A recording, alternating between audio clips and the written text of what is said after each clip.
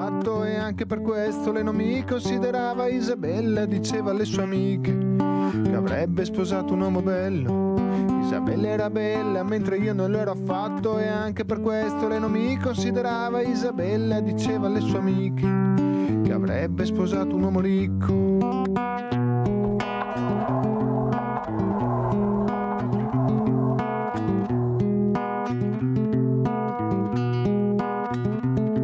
Isabella era bella, era bellissima, mentre io non l'ero affatto e anche per questo lei non mi considerava. Isabella diceva alle sue amiche che avrebbe voluto sposare un uomo bello, perché se lei era bella e avesse avuto un marito bello, anche i propri figli sarebbero stati sicuramente belli.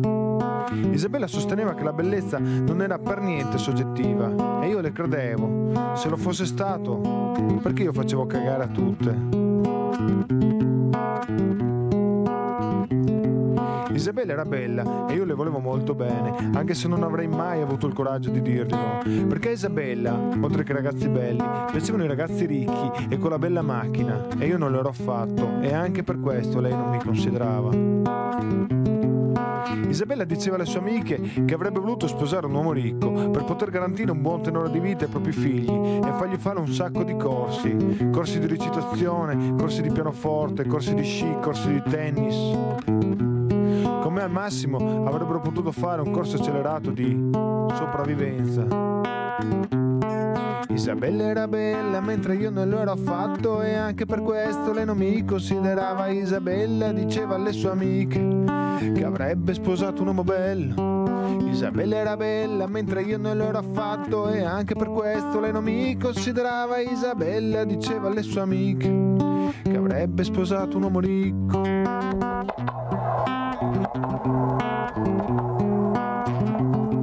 Isabella era bella ed era anche molto brava a scuola. Alle sue amiche diceva che si sarebbe voluta laureare presto, per avere figli presto ed essere una mamma giovane.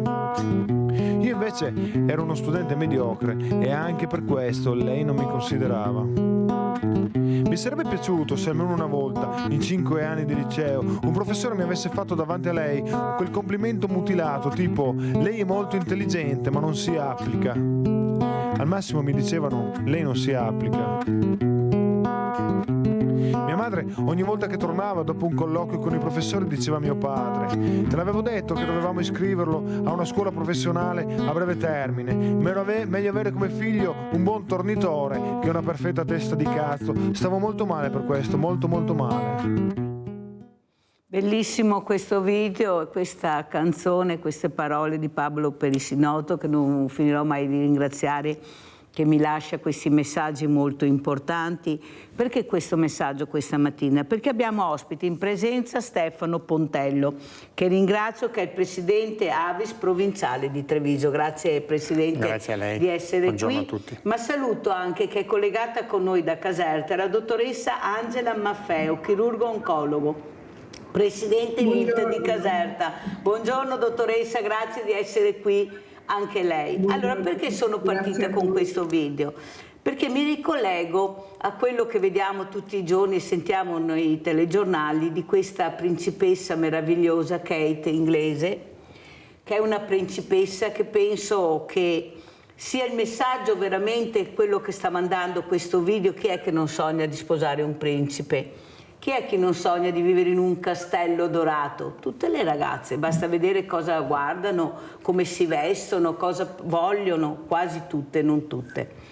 Perché poi Kate si ammala, questa principessa meravigliosa si ammala di una malattia molto grave e ha bisogno di cure, ha bisogno di trasfusioni di sangue, ha bisogno di tante cose. Se anche il tornitore non regala, non fa questa donazione, il sangue non c'è. Non è che lo possono regalare solo i re, i principi e le principesse.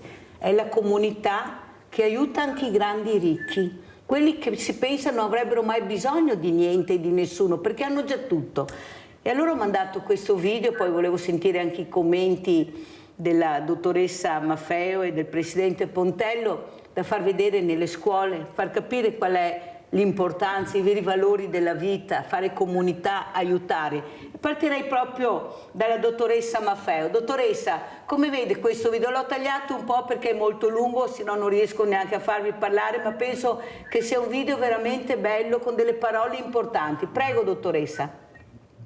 Sì, infatti, buongiorno a tutti, per me è un piacere tornare a parlare con loro, soprattutto in questo evento che mi ha dato molto per 2 anni e che ringrazio a partire dal direttore generale Benazzi. Attualmente sono a Caserta come responsabile del servizio qualità e risk management, ma mi occupo soprattutto di Lega Tumori, Lega Italiana per la lotta contro i tumori, che ha un programma molto importante e abbastanza fornito nelle scuole. Abbiamo il programma Guadagnare Salute. Il video che ci avete presentato è estremamente importante perché in qualche modo mette sul piatto tutte le nostre aspirazioni e nello stesso tempo tutte le nostre frustrazioni.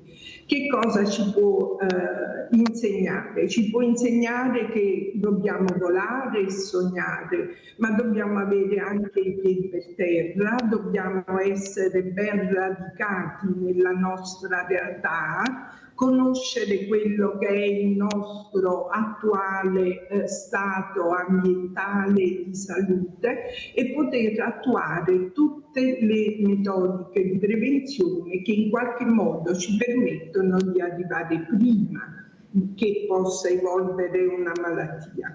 Proprio l'altro giorno in un istituto alberghiero diceva il dirigente scolastico: carissimi, noi siamo qui con il progetto Guadagnare Salute, con la promozione della nostra dieta mediterranea.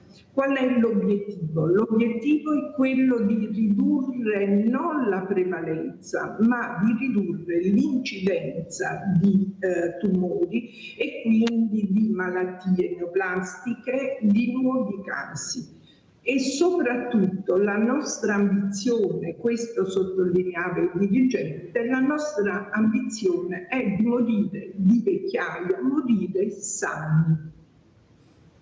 Bella questa frase ultima, anche perché abbiamo dei centenari meravigliosi, delle volte penso, dottoressa, che forse anche le donne poi soprattutto che sono arrivate a avere questa età meravigliosa che una volta si scordava proprio dal percorso di vita che hanno fatto, poco cibo, cibo sano, molto movimento, ecco, forse anche troppo, poverette, proprio che ha portato il loro fisico, il loro corpo a reagire in maniera diversa, proprio per questa energia buona che avevano dentro. Presidente, anche a lei la domanda, questo video importante, farlo vedere anche nelle scuole, far capire l'importanza dei valori e delle donazioni, specialmente anche la donazione del sangue, ma come tutte le donazioni. Prego. Certo, mi rifaccio un po' a quello che diceva prima la dottoressa, che giustamente anche la LILT si occupa praticamente di prevenire l'insorgere di malattie. Il problema è che nel momento in cui finisce la prevenzione e inizia una malattia, bisogna praticamente intervenire e dar supporto a chi la salute l'ha persa. Avis su questo si impegna da sempre, si impegna molto. In questi anni abbiamo intensificato notevolmente la nostra presenza nelle scuole con un programma di informazione che va sotto il titolo di Scuola Strategica. Consiste nell'effettuare degli interventi alla presenza di operatori specializzati che conducono il ragazzo, diciamo i ragazzi, attraverso un ragionamento, attraverso un ragionamento logico, poi a chiudere attorno al concetto del dono, della responsabilità anche al dono, perché come dico spesso, la nostra Costituzione prevede che tutti concorriamo alla salute della società e quindi anche il dono del sangue rientra in questo tipo di obbligo che abbiamo. Vorremmo che tutti fossero donatori di sangue. Attualmente l'incidenza è intorno al 6% della popolazione, non è molto alta, però diciamo che per il momento in provincia di Treviso riusciamo a soddisfare le esigenze e le necessità dei nostri ammalati. Tornando al progetto scuola, è vero, bisogna trovare, diciamo, degli strumenti che attirino l'attenzione degli studenti. Questo video è molto simpatico, poi alla fine gli fa mettere con i piedi per terra, perché andare a parlare di malattie, di incidenti e quant'altro nelle scuole è sempre un po' difficile. I ragazzi giovani di per sé hanno la loro mente rivolta alla vita, al domani, al futuro. Non riescono, perlomeno fanno fatica a immaginare che domani mattina anche uno di loro possa avere la necessità di una sacca di sangue. Noi non utilizziamo questo metodo, utilizziamo un metodo un po' più, diciamo, esteso, più meno invadente, meno impattante, perché ovviamente non vogliamo produrre l'effetto contrario. Ecco, non andiamo sulle scuole a fare terrorismo, ma a sensibilizzare. Ma io non so se sarebbe meglio fare un po' di terrorismo a questi ragazzi Sano. veramente sano, perché questo è un terrorismo sano, mi scusi Presidente, ma non sono d'accordo, perché solo il terrorismo sano li può attrarre, perché loro sono attratti da questo, non c'è niente da fare. Non parlo di quelli bravi sono già bravi, noi dobbiamo parlare a quelli meno bravi, a quelli che sono confusi, a quelli che non riescono a trovare un percorso adeguato. Abbiamo Rinaldo da Venezia, ciao Rinaldo. Ciao Mirella e buongiorno ai tuoi ospiti. Quanto riguarda donare il sangue, dovrebbe essere un dovere civile. Ciao Mirella, buongiorno ai tuoi ospiti. Intanto quanto riguarda donare il sangue, è vantaggioso anche per chi che lo dona, perché ti fa tutte le visite per vedere se ti sei in grado di poterlo donare.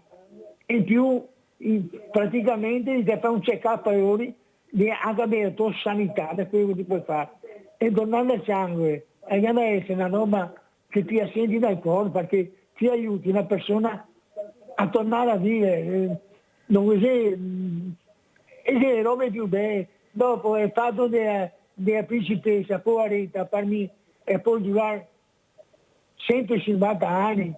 Però dopo della principessa c'è tantissima gente che non ha le sue possibilità, va bene, che muore perché non ha i soldi per curarsi. Mi ha capito? Cosa vuol dire?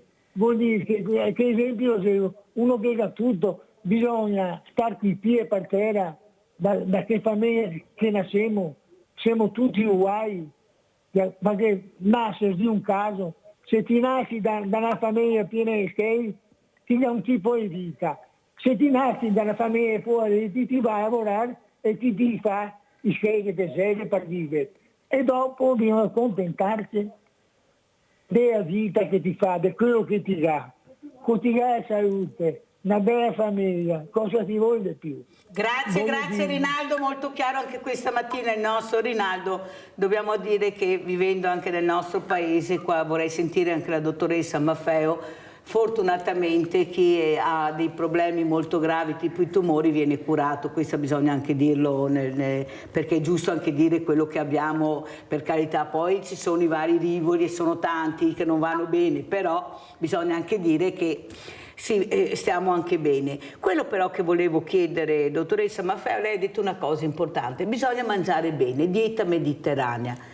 Ma le sembra che i messaggi che arrivano siano messaggi positivi, che invogliano questi ragazzi anche a proseguire un percorso di ascolto? Quando sentiamo che il pesce ha i PFAS, che le pentole che cuciniamo hanno i PFAS, che il PFAS c'è dappertutto, che abbiamo dei valori veramente alti, che è difficile anche farsi queste analisi per capire, cioè perché non ci dicono la verità, dottoressa Maffeo, questa verità che la sanno in pochi? Ad esempio, io lo dico quasi tutte le mattine, dottoressa Maffeo, ho avuto l'onore di avere ospite il professor Silvio Garattini, che non è di sicuro l'ultimo della classe, che ha detto: ma sapete che voi donne avete i farmaci testati sugli uomini, prendete i farmaci testati sugli uomini?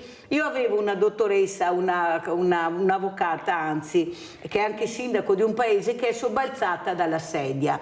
Cioè queste cose non le sappiamo, le sanno gli addetti ai lavori, questo è vero, però noi non lo sappiamo. Ma perché c'è così poca trasparenza anche nella nostra salute? Lei dice mangiare bene, sano, ma come si fa a mangiare bene e sano quando un litro di olio di oliva, extravergine di oliva, costa dai 15 ai 20 euro? Quando la carne è buona, dei prezzi altissimi, così la frutta, la verdura, non tutti hanno la fortuna di prendere a chilometri zero, che poi voglio anche capire qual è che è il chilometro zero, dove lo coltivi e cosa, no, perché veramente bisogna anche parlare chiaro, dottoressa Maffeo. Lei ha vissuto al nord, sta vivendo anche al sud, ma qua c'è un problema veramente che riguarda tutta l'Italia e non solo. Prego, dottoressa. Beh, diciamo che lei ha toccato dei punti estremamente focali. Perché? Perché noi dobbiamo adattarci all'ambiente. La legge dell'evoluzione della specie ci insegna che il progresso modifica continuamente il progresso, ma anche teniamo conto che viviamo su un pianeta, la Terra, che è andato soggetto nel tempo a continui cambiamenti. Sono sopravvissuti coloro che l'ambiente è stato capace di selezionare. Adesso dico, ecco, proprio una cosa esplosiva, è stato capace di selezionare. E la nostra generazione non è da meno rispetto a questo. Da dove partiamo? Siamo partiti con l'intervento precedente dalle scuole. Bombardiamo questi ragazzi, noi partiamo dai disturbi del comportamento alimentare per arrivare a una corretta alimentazione, ma il lavoro grosso deve essere fatto sulle famiglie. In varie indagini è stato visto, c'è una letteratura a proposito di questo, c'è una letteratura che ci dice che l'alimentazione dei nostri ragazzi è un'alimentazione sbagliatissima. Molto spesso i genitori che lavorano, cioè entra in campo tutta una problematica di carattere sociale che è collegata anche alla tutela della maternità e alla tutela dei ragazzi, dei figli che vengono, perché mangiano il panino a mezzogiorno, mangiano il panino la sera. Non c'è, oramai non si cucina quasi più, oramai si mangiano cibi pronti. I cibi pronti vengono, chiaramente la grande ristorazione che cosa comporta? Comporta che debbano essere utilizzate delle materie prime che non siano certo a chilometro zero e poi devono esserci delle aggiunte, dei conservanti, di sostanze che consentano di mantenere il più a lungo possibile questi cibi. La dieta mediterranea è quella che predica esattamente il contrario. Chilometro zero, sì, ci sono i FAS, ci sono tutte quante gli altri inquinanti ambientali, però c'è anche tanta buona agricoltura, soprattutto nostra italiana, che va valorizzata. Voi in Veneto avete privilegiato le piccole produzioni locali, noi in Campania abbiamo privilegiato i prodotti tipici locali e sono questi prodotti che dottoressa, mi scusi, siamo anche una regione col più alto tasso di inquinamento e anche con i PFAS che alle stelle in certe zone, perciò questo Veneto non so se è proprio così bene descritto, sa dottoressa, mi scusi se glielo dico, ma ho i medici per l'ambiente ospiti e quello che stanno dicendo mi preoccupa veramente. Continueremo subito, dottoressa, ma abbiamo Sebastiano da Abano. Vai Sebastiano. Buongiorno signora Mirella, buongiorno. Lei e i suoi ospiti, buongiorno. Io appunto volevo fare una domanda, che non so se la dottoressa mi sa rispondere. Lei lo sa benissimo, signora Mirella, io purtroppo sono obeso. ho visto un programma su Rete 4 dove parlavano dell'obesità, che sarà il problema del mondo. E c'erano tutti medici, esperti, tutto. E parlavano del farmaco del diabete che fa perdere chili. Però davano una cattiva informazione, perché intanto quel farmaco lì soltanto lo possono prendere chi ha il diabete, intanto ci sono persone che lo prendono anche chi non ha il diabete, che fa perdere, dicono, chili. Io per esempio sono andato dal mio dottore, per fortuna ho un buon dottore, mi fa: Sebastiano, io non te lo prescrivo perché tu non hai il diabete. Dice: se tu ti fai questo farmaco qua si abbassa la glicemia e tu magari mentre sei alla guida ti viene un collasso e vai a ammassarti tu oppure a ammassare gli altri. Poi io dico: come mai un programma a livello nazionale con esperti danno queste informazioni esatte e nessuno interviene? Cioè dicono che non bisogna prendere soltanto per perdere 4-5 kg, ma se una ha un'obesità, ma invece no, quel farmaco lì è soltanto per chi ha il diabete, perché naturalmente, gli ripeto, se lo prende uno che non ha il diabete si abbassa la glicemia e rischi di avere un malore. Quindi volevo sapere se la dottoressa mi sapeva. Va bene rispondere. Sebastiano, Buongiorno. grazie. Allora sentiamo la dottoressa Maffeo. Questo è il risultato della tuttologia della rete informatica. Tutti possono accedere a qualsiasi cosa, anche a farmaci che si acquistano facilmente online, anche senza prescrizione medica. Ed è questo un errore gravissimo, infatti abbiamo tanti casi di problematiche collegate all'uso distorto di farmaci, anche a livello di, non voglio criminalizzare gli integratori, ma l'uso smodato che ne viene fatto è un uso che deve essere necessariamente regolamentato. Per quanto riguarda questo farmaco, il signore diceva giustamente: è stato fortunato perché ha degli ottimi medici, degli ottimi colleghi che l'hanno consigliato e che normalmente viene utilizzato solo per le indicazioni previste. Mi voglio ricollegare anche al discorso di prima. Sta prendendo sempre più piede la medicina di genere e si va anche nel campo della ricerca alla differenziazione dell'utilizzo dei farmaci nel sesso maschile e nel sesso femminile.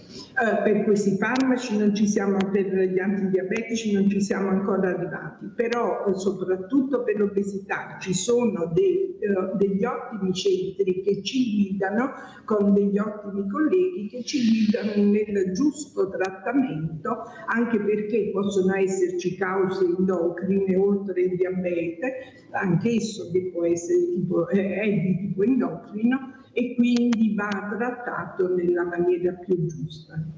Molto chiara, grazie dottoressa Maffeo. Allora andiamo a vedere anche questi donatori, andiamo a vedere il video che ha portato il presidente Pontello. Video donatori Avis.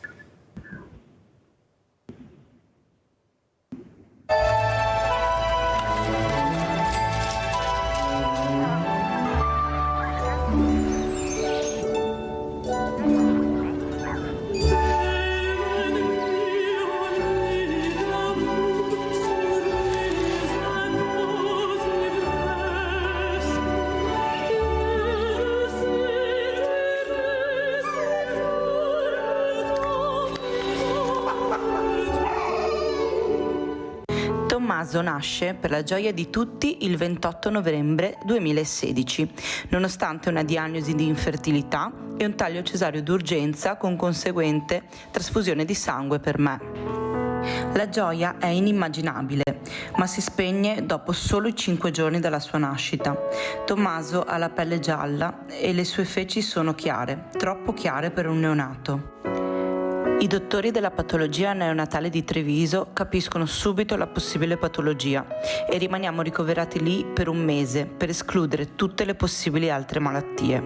Il 21 dicembre Tommaso viene dimesso, con la speranza che una biopsia all'ospedale Papa Giovanni XXIII di Bergamo neghi l'evidenza di una malattia rara. Purtroppo l'esito della biopsia parla chiaro.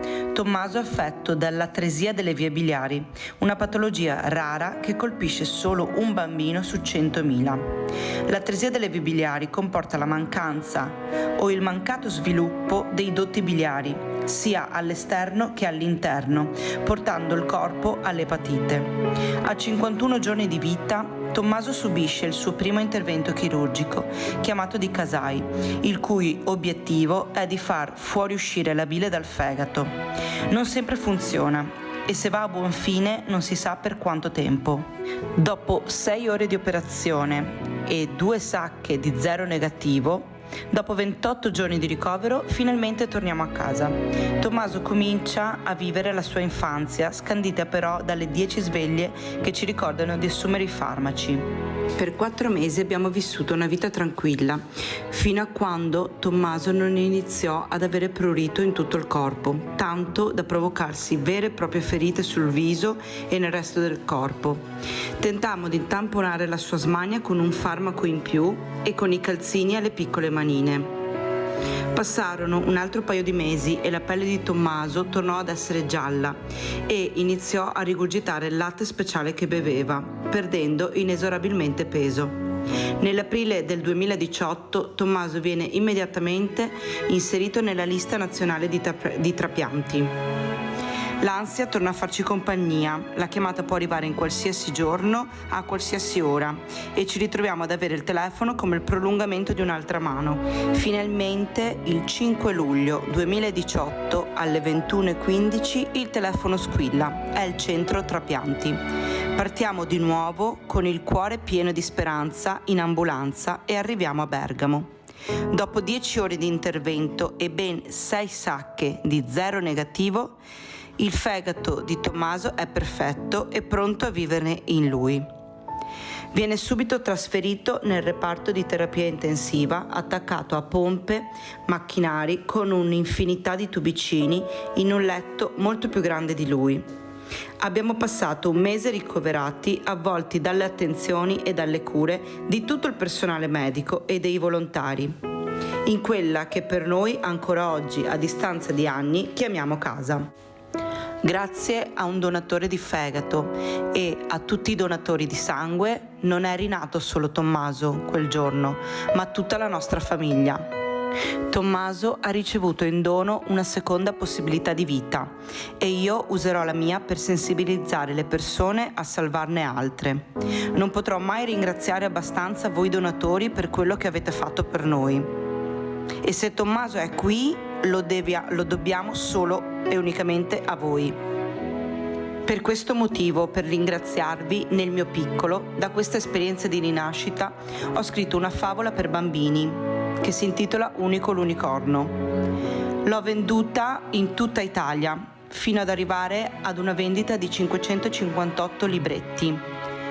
I soldi verranno devoluti questa sera, una parte ad Avis Villorba ed una parte ad Aido Nazionale, proprio per ringraziare tutti voi donatori per il vostro aiuto. La storia di Unico l'unicorno. C'era una volta Aidoland, un'isola incantata che da tanti animali era abitata. Ci viveva anche un branco di unicorni e ce n'erano pochi lì nei dintorni. Fra loro ne vive uno speciale, si chiama Unico e non è un tipo banale. Senza il corno è nato, ma subito da tutti è stato amato. L'inverno stava arrivando e tutti gli animali ad Avis Town stavano andando. Attraverso un arcobaleno dovevano passare se al caldo volevano andare. Per Unico l'unicorno questa era la prima volta, ma l'arcobaleno non poteva attraversare nemmeno stavolta. Mi manca il corno, non può venire, disse l'orso guardiano che gli animali faceva salire. Unico diventò triste, ma la sua mamma una speranza accese e agli altri animali un corno chiese. Da lontano un maestoso cervo sentì cos'era accaduto e subito si precipitò per essere d'aiuto. Ti regalo io una delle mie 2 corna, tanto a me poi ritorna. Sulla testa di Unico la decise di appoggiare, ma ahimè era troppo grande e gli finì per cascare.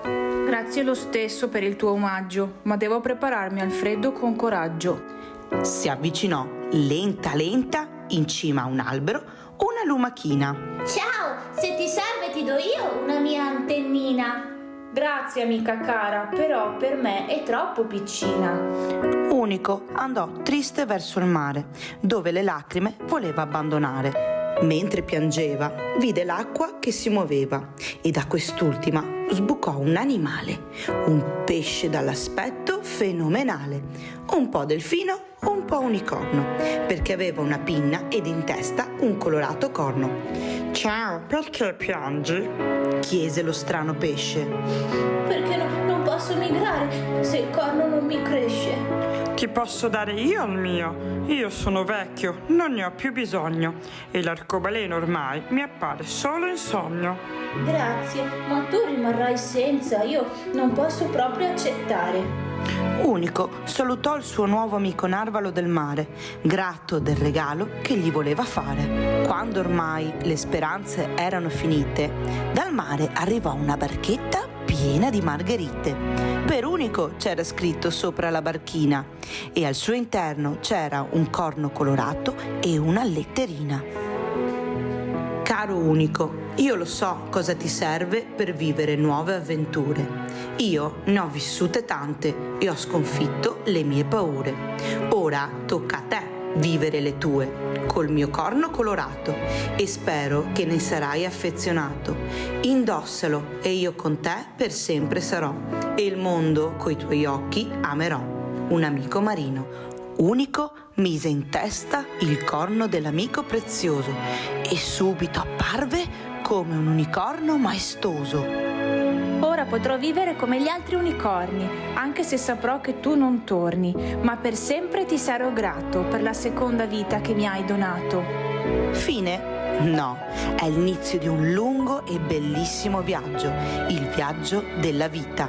Abbine cura sempre con coraggio. Grazie dottore.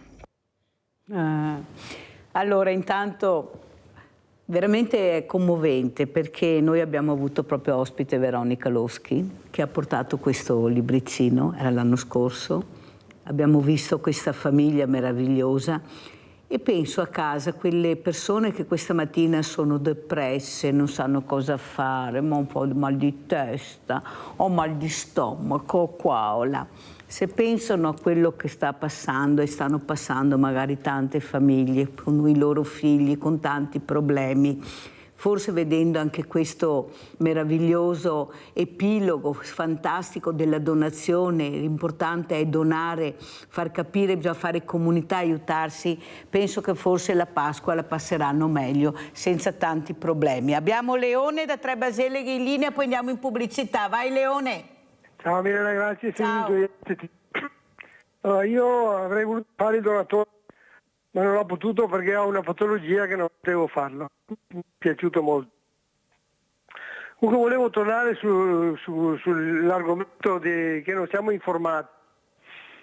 Allora noi quando apriamo il telegiornale della RAI, allora incominciano e la Meloni ha detto questo, e Salvini ha detto quello, e Renzi ha detto quell'altro. E quando hanno finito tutti di dire di tutti i politici che cosa hanno detto, il telegiornale è finito.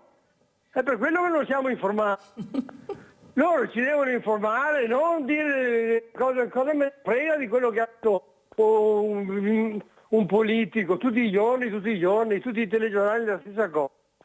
Informateci, noi vogliamo essere informati. Io pago 10 euro di canne al mese, li pago volentieri se questi mi informano, ma se quelli cominciano con i telegiornali a dire cosa ha detto uno, cosa ha detto quell'altro, non sarò mai informato. Poi c'è un'altra cosa, i giornalisti italiani hanno un pregio rispetto agli altri, che hanno il diritto di omertà. I giornalisti dovrebbero smetterla di tacere le cose, le dovrebbero dire, avere il coraggio di dire tutto. Ciao Mirella, grazie. Grazie al nostro Leone da Tre Basele con le sue riflessioni, pubblicità.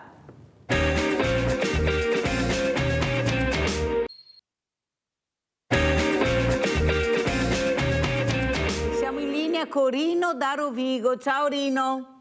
Ciao Mirella, prima di tutto ti faccio gli auguri, buona Pasqua. Grazie. In anticipo, dopo non so se dopo riesco a prendere la linea. Niente, io sono in giro ancora per Rovigo, sono in giro e per tutto c'è ancora quel famoso cartello che ti dicevo. Quello ormai è a vita. Quello Cercasi che sai personale. Che tu... Bravissima. Ma però non c'è solo lì, ci sono tanti posti, vai lì, li chiedi, non hanno bisogno. Adesso che ci sono le votazioni, spero che le cose vanno bene, perché ho visto che c'è anche la donna Zan, è quella che ho conosciuto anch'io per telefono. Speriamo che faccia qualcosa, perché è una cosa assurda che mettono i cartelli che cercano personale e poi dicono che non è vero. Ho sentito al mare sì, perché te li chiedi ti assumano, però per la stagione estiva. Diciamo che ringraziando il mio discorso, io inizio adesso dopo Pasqua, che inizio a lavorare anch'io, finalmente dopo 2 anni e mezzo. Comunque dico una cosa, che non è giusto che mettano fuori dei cartelli che cercano personale, che non è vero. Guarda che no, è semplice, sai, basta che chiami la polizia municipale e gli dici guardate c'è questo cartello, io sono entrato, mi hanno detto che non cercano personale, perciò bisogna levarlo. È semplicissimo, basta fare una telefonata, te l'ho già detto Rino, fai una telefonata e evidenzia il caso, perché giustamente come dici tu, se c'è il cartello e poi quando entri dicono che non è vero che cercano personale, devono togliere il cartello, ed è semplice. Se non lo fanno loro, glielo fa fare la polizia municipale. Tu non puoi esporre quello che vuoi e fare quello che vuoi, anche se è un semplice cartello. Grazie Rino, buona Pasqua anche a te, sono contenta che riesci e continuerai il tuo lavoro, perché eri stato interrotto da questo problema che avevi fisico. Allora Presidente, questo spot bellissimo che fa capire l'importanza della donazione, prego. Sì, questo ripercorre con un po' più di emozione quello che era uno spot che praticamente era uscito diversi anni fa, dove si vedevano queste 2 persone, una persona sui 40 anni e un ragazzo giovane di 20 anni, che uscivano dal centro trasfusionale e l'uno all'altro chiedeva ma tu perché l'hai fatto? E la persona di 40 anni diceva l'ho fatto per Mario.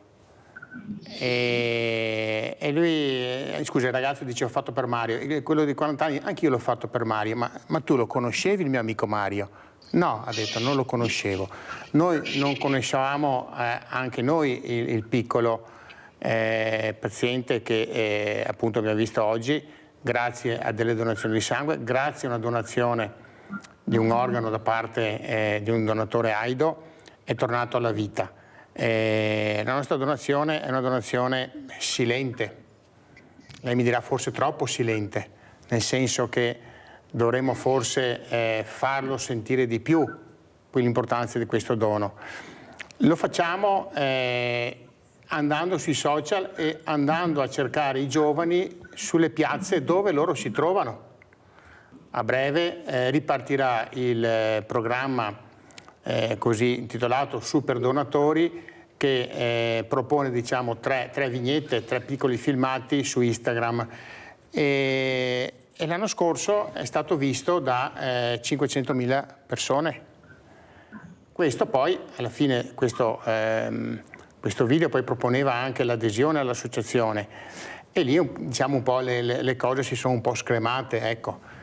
Però diciamo alla fine 200 persone della provincia di Treviso si sono accostate all'esame di idoneità per diventare poi futuri donatori.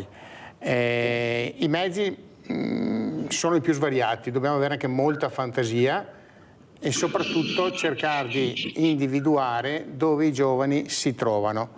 Oggi la piazza virtuale è quella più affollata.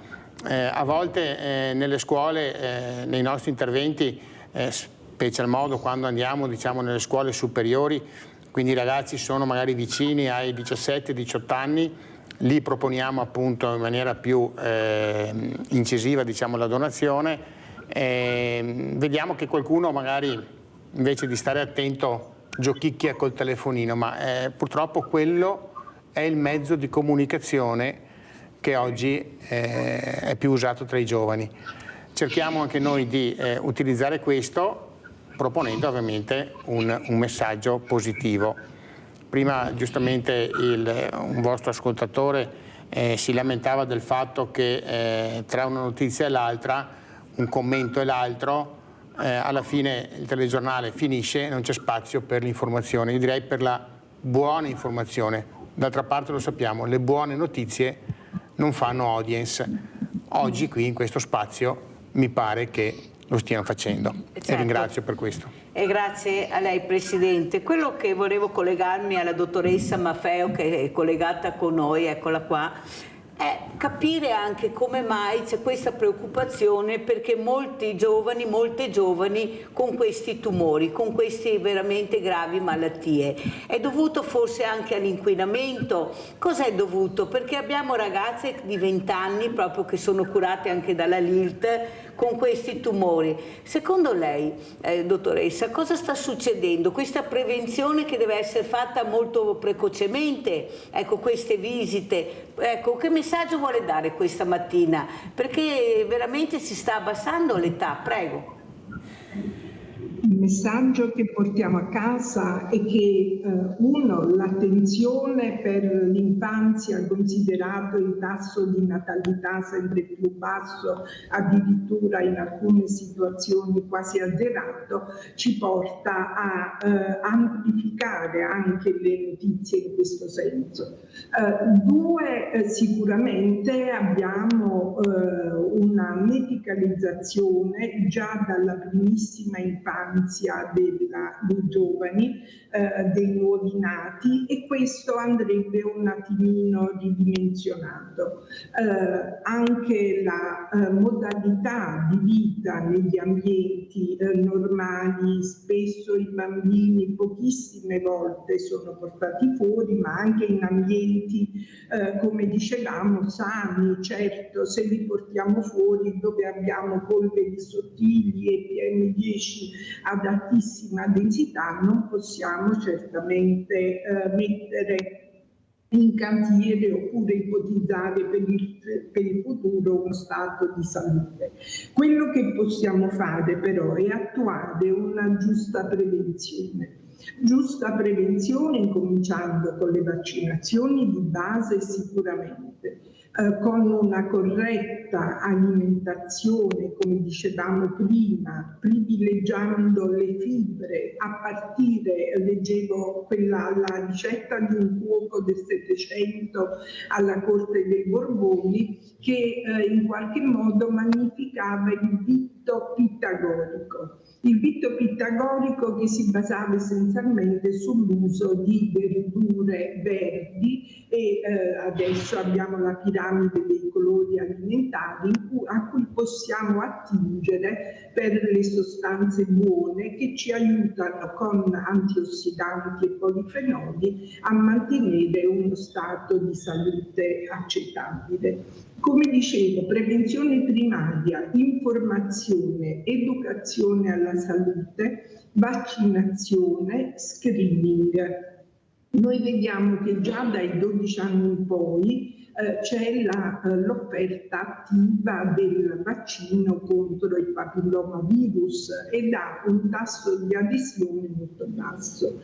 Quindi dovremmo a maggior ragione cercare di dare una spinta a questa nuova forma di prevenzione e quindi ci avviamo verso i vaccini anticancro. Il nostro dottor Ascierto dell'Istituto Pascale di Napoli si sta promuovendo numerosi studi. Noi come l'IRP Caserta stiamo percorrendo il percorso della conoscenza nei confronti del microbioma intestinale che, a quanto ci dice la letteratura scientifica, è il nostro secondo cervello ed è quello che andrebbe a regolare tutte le reazioni del nostro organismo anche rispetto alle malattie tumorali. Ci sono poi gli screening di legge, anche questi in alcune regioni come il Veneto, altre che la Lombardia, altri sono estremamente alti i tassi di adesione, da noi un po' meno, però ci stiamo incamminando con tanta buona volontà e con tanto spirito di sacrificio, tenuto conto delle carenze di organico che si manifestano in tutta Italia in questo momento, ad avere dei risultati abbastanza utili a che si possa creare quella capacità di coprire, di copertura del territorio in maniera tale da avere quantomeno una diagnosi precoce. Però, come dicevo, la LIRT specialmente si adopera perché non ci si ammali, quindi dalla più tenera età, visite sicuramente anche preventive anche ad indirizzo oncologico, non solo il classico bilancio di salute, e soprattutto la prevenzione con la vaccinazione nella più tenera età. Avete sentito come insiste sulle vaccinazioni la dottoressa Maffeo, perché è fondamentale, ecco, e questa anche prevenzione, vaccinarsi è fondamentale, quello che sta dicendo la dottoressa Maffeo, e la ringrazio di questo. Allora, siccome devo correre perché il tempo è tiranno con questa trasmissione, l'ora vola, andiamo a vedere anche questo Avis, questo spot, Mettiti in gioco, andiamo a vedere e a sentire.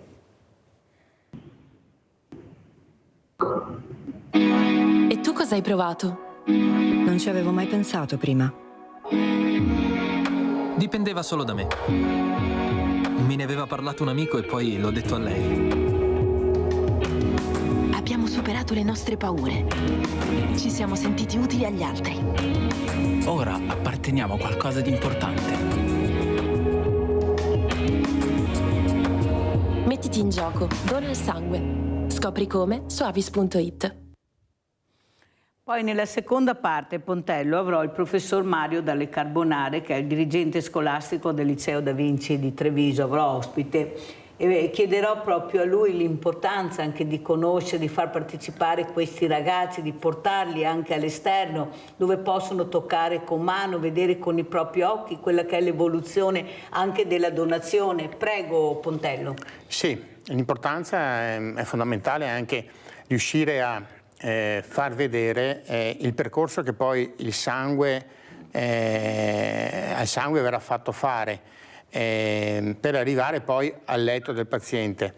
Il primo spot che avevamo visto riguardava appunto la donazione del plasma, appunto, dove si propone entrambi i tipi di donazione in sangue intero, quindi il rosso. Spieghiamo bene, perché qualcuno non lo sa questo, cioè la donazione del sangue ha diverse sfaccettature, vero? Spieghiamo queste sfaccettature, Pontello. Le tipologie di donazione sono sostanzialmente il sangue intero, che è la quantità prevalente che viene donata, poi la donazione di plasma, che è un'altra cosa. Sì, che è praticamente la donazione della parte liquida del sangue, il plasma è circa il 55% del volume del nostro sangue. È costituito da acqua per il 90% e un 10% proteine e altre sostanze, vitamine eccetera. Con queste sostanze vengono poi prodotti i plasma derivati, che saranno appunto i farmaci del futuro. Già sono i farmaci attuali, perché le immunoglobuline sono ampiamente usate nelle cure mediche. E poi tutta una serie di altri farmaci, cosiddetti plasma derivati, fattore ottavo, fattore nono, che praticamente servono per una molteplicità di cure. Ci dicono che nel prossimo futuro, nei prossimi 10 anni, vedremo un calo, diciamo, del dono del sangue intero, della richiesta di sangue intero più che altro, e un aumento della donazione di plasma. Ci sarà poi c'è poi diciamo, la donazione del plasma arricchito di piastrine, che sostanzialmente la può fare un donatore che ha un determinato numero di piastrine, una determinata concentrazione. Sappiamo benissimo che le piastrine favoriscono la coagulazione del sangue, quindi servono nel momento in cui c'è un'emorragia. E di questo praticamente c'è stata un'implementazione della raccolta anche in provincia di Treviso. Abbiamo raggiunto i 1200 donazioni con un incremento del 15%, richieste proprio dalla presenza dello IOVA Castelfranco. E quindi diciamo che la nostra attività appunto è finalizzata a far sì che questo tipo di donazioni siano equamente ripartite secondo le necessità. Il programma dei prossimi anni sarà implementare le donazioni di plasma. Il plasma viene donato facendo uso di una macchina, diciamo, di plasmaferesi, ed è sostanzialmente una circolazione extracorporea, per cui il sangue viene prelevato, viene filtrato e reimmesse le sostanze, quell'altro 45% appunto di sostanze che non vengono prelevate insieme al plasma. Ovviamente con questa donazione riusciamo ad avere una quantità di plasma considerevole che poi appunto verrà inviata all'industria farmaceutica per la trasformazione. Avete capito come funziona? Perché tante cose non si sanno e invito anche questi ospiti perché dobbiamo essere informati, dobbiamo sapere e conoscere. Allora, dottoressa Maffeo, come ci saluta? Ecco, come messaggio, che messaggio vuole dare questa mattina, e la ringrazio di essere stata con noi. Dobbiamo portare un messaggio a casa di ottimismo e di speranza, soprattutto per i giovani. E la LIRT Caserta, ma la LIRT nazionale con il professor Schittulli e la LIRT di Treviso, che tanto si adopera anche sul territorio della provincia, ma la LIRT Veneta in generale, che tanto fa e tanto si muove, porta, come dicevo, un messaggio di speranza. Perché? Per un motivo molto preciso, che compatibilmente con l'ambiente in cui viviamo, compatibilmente con tutte le regole che ci ci obbligano al buon vivere, dobbiamo fare in modo di prevenire soprattutto le malattie tumorali. E come le preveniamo? Corretta alimentazione, adeguata attività fisica e soprattutto sottoponendosi agli screening di legge e privilegiando i prodotti locali laddove è stato dimostrato che possano essere salutari e utili a raggiungere il nostro obiettivo. Il gadget della LIRT della settimana nazionale della prevenzione oncologica, ci troviamo proprio in questo periodo, è l'olio d'oliva.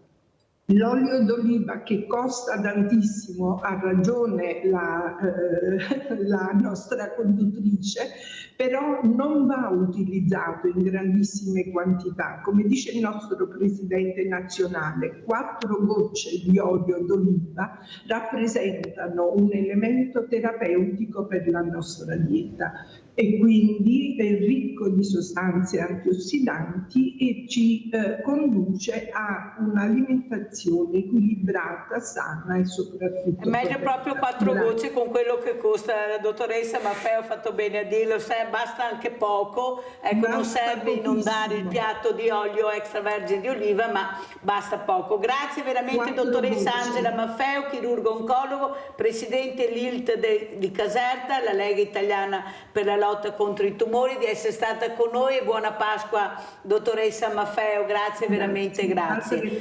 Allora, mentre con Stefano Pontello, presidente dell'AVIS provinciale, ci lasciamo con i dati AVIS, andiamo a sentire questi dati, poi lo salutiamo.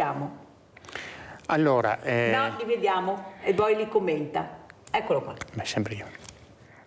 Ci chiedono, diciamo, di implementare le donazioni di plasma in particolare, e per questo noi chiediamo praticamente che ci sia più disponibilità nei weekend, dove praticamente logicamente i nostri donatori sono disponibili a venire a donare il plasma. È la sfida del 2024, aumentare la raccolta di plasma data la poca disponibilità a livello internazionale e l'incremento di farmaci e terapie basate sul suo utilizzo. Abbiamo bisogno soprattutto per fare gli emofarmaci, che sono farmaci che servono per le patologie tipo leucemia, mielomi eccetera, che purtroppo sono patologie in aumento.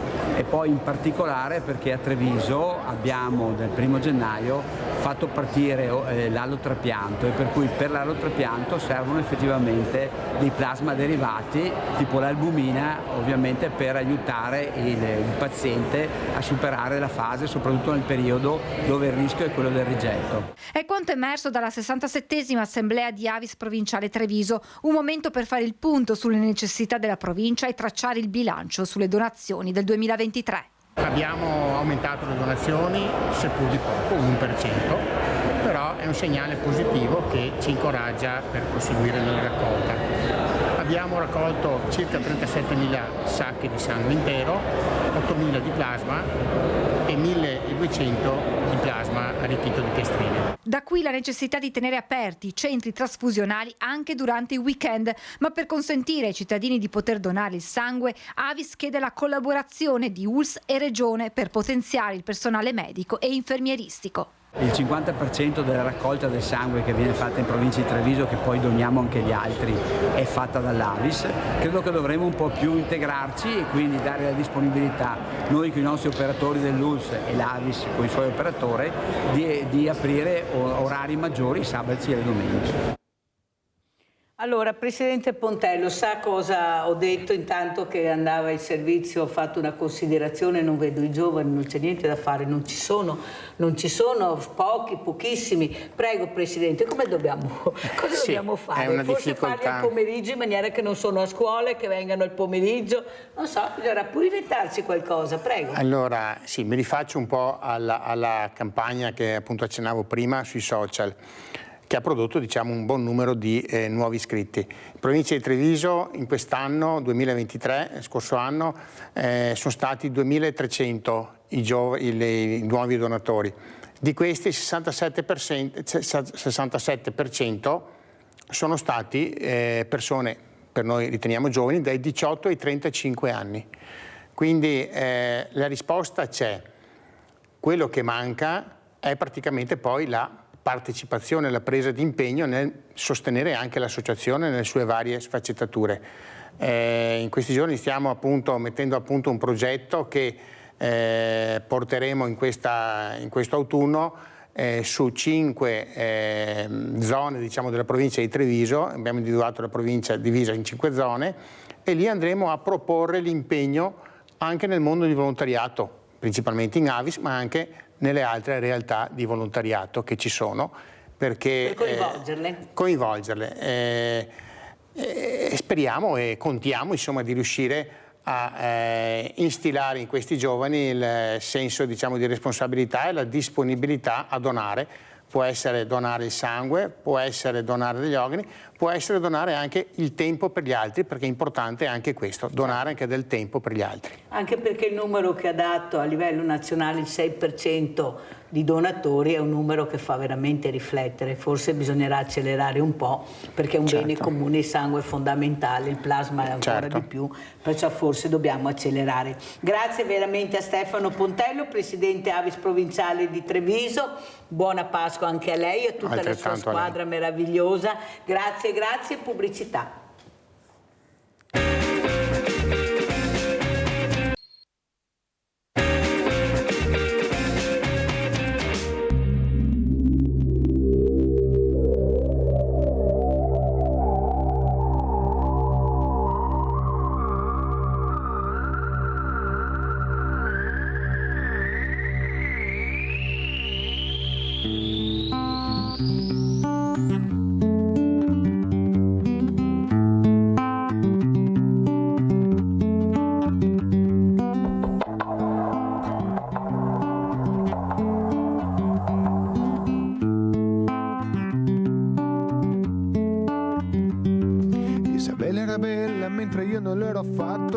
Per questo lei non mi considerava Isabella, diceva alle sue amiche che avrebbe sposato un uomo bello Isabella era bella mentre io non lo ero affatto e anche per questo lei non mi considerava. Isabella diceva alle sue amiche che avrebbe sposato un uomo ricco.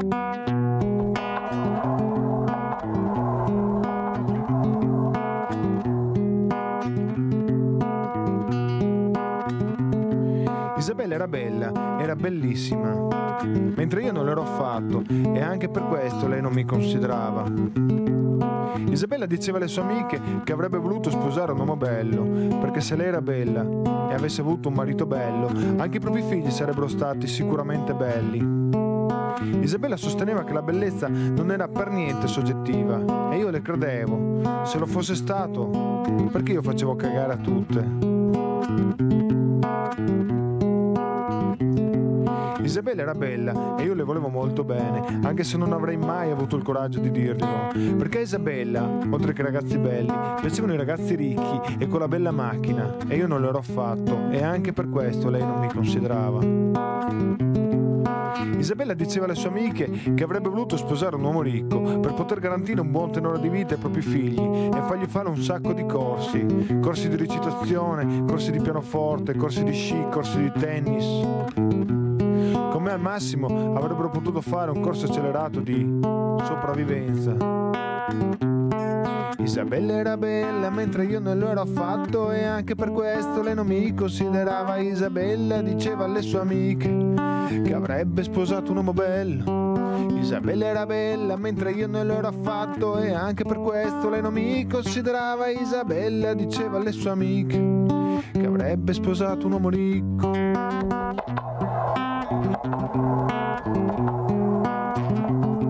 Isabella era bella ed era anche molto brava a scuola. Alle sue amiche diceva che si sarebbe voluta laureare presto, per avere figli presto ed essere una mamma giovane. Io invece ero uno studente mediocre e anche per questo lei non mi considerava. Mi sarebbe piaciuto se almeno una volta, in 5 anni di liceo, un professore mi avesse fatto davanti a lei quel complimento mutilato tipo «Lei è molto intelligente ma non si applica». Al massimo mi dicevano «Lei non si applica». Mia madre ogni volta che tornava dopo un colloquio con i professori diceva a mio padre «Te l'avevo detto che dovevamo iscriverlo a una scuola professionale a breve termine, meglio avere come figlio un buon tornitore che una perfetta testa di cazzo». Stavo molto male per questo, molto molto male. Abbiamo visto un'altra volta questa prima parte, poi vedremo la seconda parte di Isabella, di questo meraviglioso amico Pablo Perissinotto che mi ha dato questo video, perché lo volevo rifar vedere al professor Mario Dalle Carbonare, dirigente scolastico Liceo Da Vinci di Treviso, che ringrazio sempre perché quando lo chiamo è presente. Grazie professore Dalle Carbonare di essere qui con noi e soprattutto ringrazio anche Marco Torresan, presidente APIS ODV di Padova, Associazione Padovani Incontinenti Stomizzati, di essere con noi. Anche a Marco che sta cercando di mettere anche del suo, di far partecipare questa società, questa comunità molto lontana da quelli che sono i problemi e i valori di molte persone. Allora inizierei proprio da lei, professor Mario Dalle Carbonare. Cosa ne sembra di questa prima parte di questo video che abbiamo mandato, che fa capire molte cose? Come sono i giovani d'oggi, soprattutto queste ragazze, questi influencer, questi modelli anche esagerati, esasperati e forse con poca attenzione da parte della famiglia e dei genitori, dove invece la realtà è un'altra. La realtà è fatta di valori, è fatta di tradizioni, è fatta di comunità, è fatta di condivisione. Prego, professor Dalle Carbonare. Intanto buongiorno a lei, buongiorno a chi ci ascolta, anche al suo ospite, e grazie per l'invito. Io mi scuso fin d'ora perché potrò restare con voi non tutta la durata della trasmissione. Chiaramente io non sono un sociologo, quindi ci mancherebbe che quello che posso dire io abbia un valore assoluto.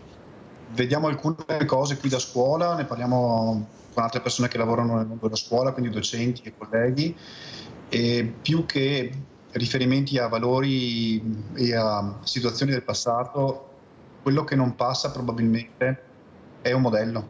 Cioè, per quanto una scuola, un'associazione sportiva, un'associazione culturale o di volontariato possano fare insieme ai ragazzi, il primo modello ce l'hanno in casa. Quindi se noi adulti non riusciamo a trasmettere dei comportamenti, al di là dei valori, perché poi i valori passano attraverso i comportamenti, che i ragazzi vedano e sperimentino in casa, non c'è molto da fare. Il modello di successo, il modello di bellezza, il modello di ricchezza, chiamiamolo come vogliamo, che poi possono transitare sui social, non sono tanto il pericolo in sé, è quello che un ragazzo o una ragazza vedono in casa. Cioè, se io posso dire a mio figlio o a mia figlia che un certo modo di gestire i social, che un certo modo di gestire la mia vita online deve avere dei limiti, e il primo a non mettere su io per me stesso, la credibilità è sostanzialmente con tutto quello che professor Carbonari, sono stati invitati in 2 istituti scolastici e quello che mi ha colpito è proprio l'abbigliamento esasperato di certe ragazze, anche ragazzi ma soprattutto ragazze. Cioè, io capisco che la famiglia ha deciso che va bene così e perciò la ragazza può uscire di casa così. Però lo trovo veramente un po' esagerato che una scuola accetti una ragazza che si presenta con la pancia fuori completamente. Cioè, io lo trovo tutto di nero, con tutta la pancia fuori alla lezione in classe. Non è in quanto la pancia scoperta, ma ci sono delle regole che devono essere veramente rispettate anche nella scuola. Cos'è questo abbigliamento oltre il limite? Poi lo puoi usare quando sei a casa, quando vai con le amiche a queste feste, ma all'interno della scuola. Cioè, c'è un problema anche nella scuola di mettere certe regole. Cioè, io non dico che deve avere chissà cosa, però andare vestito in un certo modo adeguato mi sembra il minimo. Perché si accetta ormai tutto? Si accetta qualsiasi cosa. Forse la scuola e anche voi i docenti, ma soprattutto voi veramente dirigenti, siete un po' con le spalle al muro, perché questi ragazzi si presentano con l'avvocato, perché questi genitori difendono l'impossibile, non c'è verso che ascoltino. Ma cosa sta succedendo? Io glielo chiedo dalle Carbonari, perché veramente sono preoccupata, perché bastano pochi gesti per dare dei messaggi sbagliati, che poi c'è questa aggregazione, no? Questa Isabella che è la più bella, la più brava, è il mito di tante. Prego. Allora, anche qui io parlo per la scuola in cui lavoro, intendiamoci, non vorrei che fosse presa per la voce della scuola, in realtà io conosco solo l'istituto in cui lavoro. Quando parliamo con i ragazzi e con le ragazze queste cose le facciamo presenti. Non c'è nel caso nostro un codice di abbigliamento scritto, c'è scritto nei regolamenti di istituto che si viene a scuola in abbigliamento consono, rispettoso dell'ambiente, di quello che si fa, dei compagni e dei docenti e del personale, tutto chiaramente. Se vediamo che c'è qualcosa che non funziona, con le dovute maniere si discute con la ragazza o col ragazzo e glielo si fa notare. Prima di arrivare a un provvedimento ce ne vuole, cioè siccome abbiamo anche la fortuna, se vuole, di parlare con ragazzi e ragazze che le cose le capiscono e sulle cose ragionano, se vediamo che c'è qualcosa che non funziona se ne parla prima di tutto. È vero che a fronte magari di un intervento più mirato o anche un po' più incisivo, il rischio di trovarsi col genitore, e qui ne faccio una questione diciamo così generale, di trovarsi con il genitore che tende a difendere più il figlio o la figlia rispetto a quello che la scuola fa notare, c'è, sì, questo sì, a partire anche da comportamenti o da abbigliamento, perché comunque fuori poi questi modi di vestirsi possono piacere o non piacere, sono del tutto sdoganati, cioè, non è che se una ragazza o un ragazzo fuori si vestono in un certo modo, vanno in ristorante, vanno a teatro o così via, tendenzialmente si vestono in maniera molto diversa. E magari poi, ripeto, anche qui a casa il messaggio che passa è che quel tipo di abbigliamento funziona, o quantomeno non viene discusso. Non dico che venga vietato, ma non viene discusso. Qua non è questione di fare i bacchettoni, teniamoci. No, non è questione di fare i bacchettoni, sta dicendo molto bene, però c'è anche un limite, c'è un limite ai messaggi, a questi messaggi veramente che sono devastanti per le fragilità e soprattutto questa aggressività anche tra ragazze che vediamo, queste ragazze che veramente stanno imitando i ragazzi, perché questo è successo, ma lo fanno loro, possiamo benissimo farlo anche noi. Ecco, cosa vede? Perché questa aggressività anche nel mondo femminile? Allora, qui sono domande che dovrebbero essere fatte a un sociologo o a uno psicologo. Io ci provo. Siete anche questo voi, professore, me lo lasci dire ormai, con l'esperienza che avete. Prego. io credo che ci sia una difficoltà nell'uso del linguaggio, cioè nella capacità di elaborare un messaggio e di trasmetterlo attraverso le parole e gli atteggiamenti, mancando spesso la capacità di comunicare.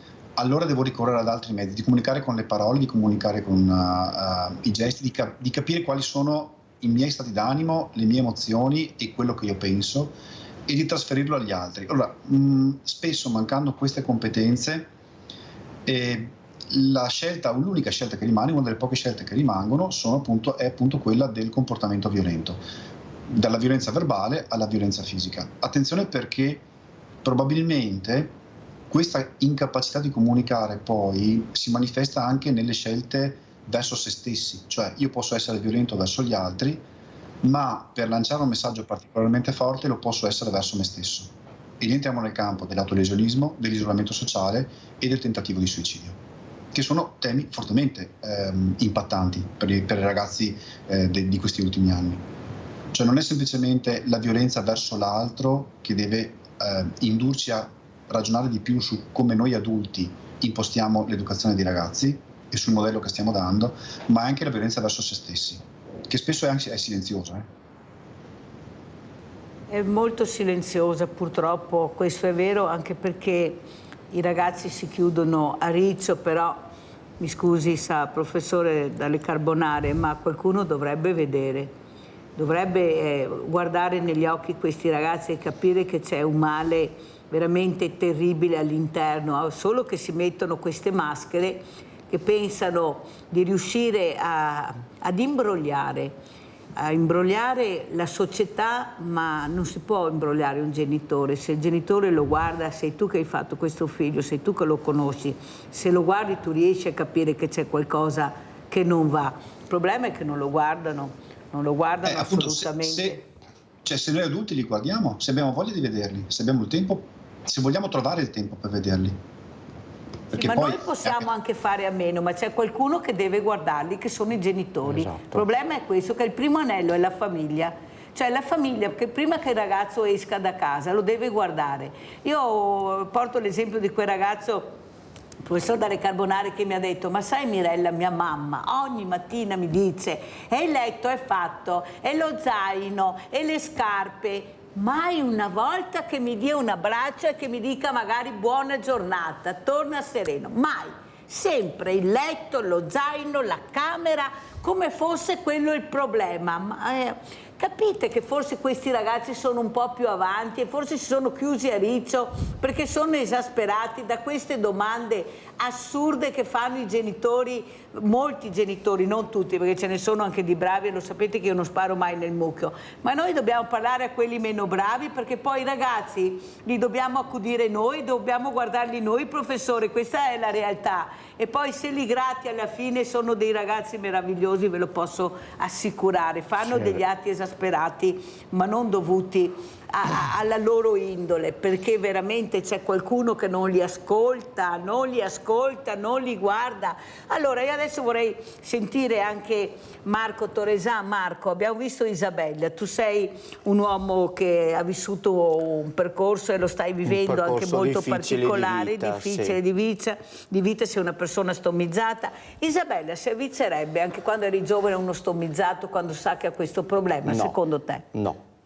Perché secondo me no, perché prima cosa chi è ammalato o chi è gravemente malato a volte si chiude in se stesso, molte volte, anzi quasi tutte le volte. Seconda cosa, o trovi la persona che è veramente innamorata di te, di come sei, cosa fai nella vita, della tua situazione, allora i sentimenti nascono.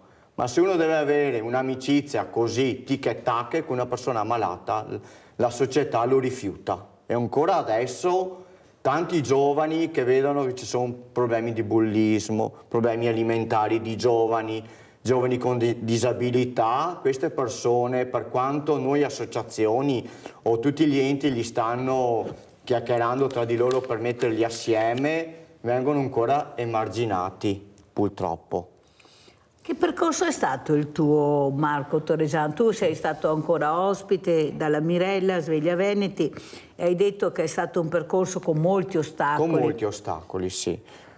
Prima cosa, dalle compagnie, dalle amicizie vere che sono nate negli anni dopo la malattia, con delle persone delle associazioni che hanno la mia stessa patologia, da medici, da grandi medici luminari sia a Treviso che a Padova, che dopo l'intervento ti trovi con questo sacchettino o il pannolone o quel che è, con mega cerotti sulla pancia, drenaggi eccetera.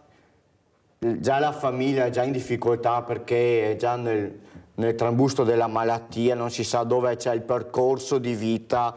Allora il medico o il volontario che trovi o l'amico, e lì trovi una vera amicizia perché ti sollevano dal brutto pensiero o cosa. Però sono addetti ai lavori. Sono addetti ai lavori. Gli altri no, non accettano. Non Marco. accettano. Già la famiglia, quando uno, già una coppia, marito e moglie o ragazzo, ragazza e ragazza, quel che è, e gli viene diagnosticato un tumore, un cancro. E fatalità, il cancro intestinale o urinario, che c'è la rimozione del tratto intestinale o dalla vescica, che gli mettono questo sacchettino, c'è un cambiamento corporeo. E tante volte già la persona che ha il sacchettino nei rapporti sessuali o di coppia anche ha paura che gli scoppi il sacchettino, che sa da puzza o da pipì o da feci. E questa cosa qua, tanti giovani, ma anche tante persone si bloccano in se stessi perché ha paura che l'altro non lo accetti più, c'è un segno di vergogna. Allora io adesso che siamo nel 2024 penso che questa vergogna anche tra coppie, cioè se uno gli vuole veramente bene una persona lo deve accettare nei pregi e difetti che ha. Lo deve superare. Però tante famiglie, soprattutto le coppie molto anziane, e già la persona che ha il sacchettino non si accetta da sé. Però c'è anche un ripudio, io conosco tante persone che il marito dorme su una stanza e la moglie dorme su un'altra. Uno sente, perché è russa? Perché ha il sacchettino?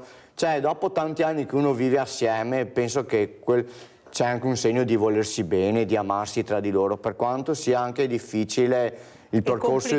È complicato perché già avere un presidio sanitario, avere una malattia è già difficile di sé per supportare tutto. Allora sentiamo anche cosa ne pensa il professor Dalle Carbonare di questa situazione, di come possono vivere anche certi giovani, anche in famiglia, avendo anche queste patologie all'interno della famiglia. La vergogna, ecco, cos'è la vergogna, professor Dalle Carbonare, per un ragazzo, per uno studente? Ecco, raccontare anche le vicissitudini all'interno della famiglia, se c'è questa famiglia. Ecco, voi potete anche fare qualcosa, però c'è l'accoglienza di questo ragazzo o di questa ragazza e non è sempre facile con questo bullismo che sembra che sia dilagante. Io non lo vedo così grande, sa, professor Dalle Carbonare, mi scusi, ma io lo dico tutte le mattine, per carità avremo dei casi, ma non è la scuola in generale che ha questi problemi. I problemi sono molto alti, i problemi sono quelli che vivono questi ragazzi in famiglia, altro che il bullismo nelle scuole. Prego, professor Dalle Carbonare. Allora, che la situazione di tensione tra i ragazzi ci sia, sì. Che questo significhi bullismo ogni giorno in tutte le classi in maniera dilagante, per quello che vediamo noi, no. Chiaramente ci sono episodi anche di questo tipo. C'è un aspetto di accompagnamento, semmai, e di autonomia di ragazzi e delle ragazze nel gestire la conflittualità. Cioè, che la conflittualità esista tra le persone è fisiologico entro certi termini e va imparata, va gestita, va imparata, va superata. Non è che l'adulto, premesso che comunque, come diceva lei prima, l'impostazione la deve dare l'adulto, la famiglia e gli educatori esterni, non è che l'adulto poi possa supplire al ruolo che il ragazzo o la ragazza che stanno crescendo deve avere. Cioè, se io sono in contrasto con un mio compagno di classe o con un mio amico o una mia amica, devo avere anche la capacità di gestirlo questo contrasto. È chiaro che non deve sfociare in comportamenti antisociali, questo è ovvio, però non posso neanche pensare e io come adulto non lo devo fare, che al minimo attrito tra 2 o 3 ragazzi interviene l'adulto che deve pacificare tutto. E allora la loro autonomia dove sta a un certo punto? Ripeto, qui siamo all'interno del fisiologico, poi c'è il patologico, come diceva lei, l'aspetto del comportamento violento, addirittura l'aspetto del comportamento di reato e così via. Io ho l'impressione che da un certo punto di vista noi ci stiamo sganciando da loro negli ultimi anni perché non li riconosciamo autonomi e quindi mettiamo sostanzialmente gomma piuma dappertutto, come se questo risolvesse il problema, e entriamo completamente in crisi quando nemmeno la gomma piuma funziona. Mi scusi l'espressione forse un po' banale della gomma piuma. No, ma professor Del Carbonaro, sa che sono d'accordo con le sue parole. Il problema è che diamo troppa importanza a questi ragazzi, nel senso che quando fanno anche questi gesti, ecco, queste risse, lasciamoli che le facciano, perché più diamo loro visibilità in questo, ma se vogliono picchiarsi, senta professore, è sempre successo questo, non è che scopriamo l'acqua calda, è sempre stato così, solo che adesso con i social viene amplificato, esatto, viene strumentalizzato, ma le liti le abbiamo sempre fatte, sempre, è sempre successo, io le ho vissute, è inutile che ce la giriamo, era così, perché è una fase, un percorso anche che tu fai nella vita. Il problema è che adesso loro hanno questo potere che sono i social e allora mettono nei social questa lite, questa aggressività e per loro si sentono divini, ecco, si sentono i numeri uno. Sì, e poi però, mi scusi, signora, all'esterno c'è una fragilità incredibile e bisogna aver paura di passare perché ci sono dei ragazzi che si stanno picchiando. Ma stiamo scherzando? E lasciamoli che si picchino, cosa dobbiamo fare? Dobbiamo cercare di fare cosa? Ma io non riesco veramente, non riesco a capirlo perché veramente mi sto scocciando, professor Dalle Carbonare, di questa visibilità che dobbiamo dare, che poi sono 2 che si picchiano e 50 che guardano, questa è la verità. O che filmano. O che filmano. Sì, però, mi scusi signora. Sulla violenza mettersi le mani addosso io sarei intransigente comunque, non possiamo dire siccome si stanno menando l'abbiamo sempre fatto tutti, lasciamo che si menino, questo no. Però dico un'altra cosa, cioè che i ragazzi amplifichino attraverso i social è vero, però quando io ho un papà o una mamma che filmano il loro bambino appena nato e pubblicano roba ovunque, del bambino qui, del cambio dei pannolini di là, del biberon di su, del primo ruttino di qua, cioè, allora questo bambino che viene esposto continuamente, poi che tipo di input avrà dai suoi genitori? Perché dovrebbe essere lui a non filmare, a non postare cose sue o di altri, quando in casa magari ha visto che il genitore posta l'inverosimile, a partire da il figlio che è piccolissimo? Cioè, manca un'educazione anche nostra rispetto all'uso di certi strumenti, Ma chi è che gli dà questi strumenti? Siamo sempre noi, è sempre là il problema. È sempre chi è che dà il bambino il cellulare a 5 anni in mano? Chi è che dà i videogiochi a questo bambino anche con volume altissimo? Questo è il problema, non è colpa del bambino o del ragazzo che poi a 12-13 anni non parla più, ma chatta e basta, social e basta, perché non sei niente altro. Cioè io vado nelle discoteche a volte, non ballano, non fanno niente, sono col telefonino e basta, solo telefonino, non so. E sono all'interno delle discoteche. Ma anche quando sono per le piste ciclabili non guardano neanche gli attraversamenti pedonali, sono là col telefonino e basta. Il telefonino è la sua vita lì, come che mangiano, dormono, sempre col telefonino. Cioè, io trovo che anche un ragazzo di 10, 12, 15 anni, 18 anni, insomma, io uso già di mio tanto il telefonino per via delle associazioni o cosa, però ogni tanto anche se il telefonino resta spento o ci mettiamo a guardare la TV o facciamo qualche attività in casa, io penso che è meglio. È esagerato. Esagerato. Prego, professor Dalle Carbonare. Guardate, per quello che vediamo noi sì, lo usano, ma non è che i ragazzi e le ragazze vivano di telefonino, cioè io ripeto, parlo di un'esperienza limitata che è quella di una singola scuola all'interno di 8.000 scuole italiane, quindi figuriamoci se vale qualcosa in senso estensivo. Cerchiamo di percepire anche una capacità di questi ragazzi e di queste ragazze di sapersi gestire tante cose. Non è vero che non lo sanno fare, non è vero che non sanno distinguere il limite, non è vero che, come dire, sono del tutto incapaci senza il nostro filtro, è che tendenzialmente noi adulti vediamo gli aspetti peggiori, che sono relativi a una certa fase dell'evoluzione dei ragazzi e che sono relativi ad alcuni di loro, ma a una minoranza.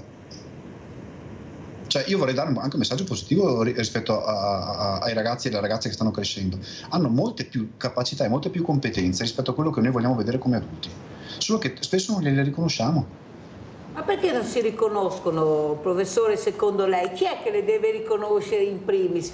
Perché se un ragazzo, come dice lei, ha una famiglia che non è la famiglia tradizionale, vediamo i messaggi che stanno arrivando. Ecco, io faccio fatica a capire chi è chi deve riconoscere, perché non si può sempre delegare la scuola, è la scuola che deve, è la scuola che deve fare, è la scuola che deve insegnare. Se poi il primo anello è una famiglia diversa, è una famiglia che la società non accetta e addirittura anche qualche scuola non accetta, stiamo parlando magari dei figli di 2 mamme o di 2 papà, li abbiamo avuti l'altro giorno anche ospiti in questa trasmissione, queste mamme che veramente invece cercano di parlare ai loro figli anche in maniera diversa, consapevolmente della situazione che vivono, e vedo dei ragazzi veramente felici, normali e orgogliosi di questa famiglia. Anche qua è un grande problema, perché bisogna vedere se la scuola accetta o non accetta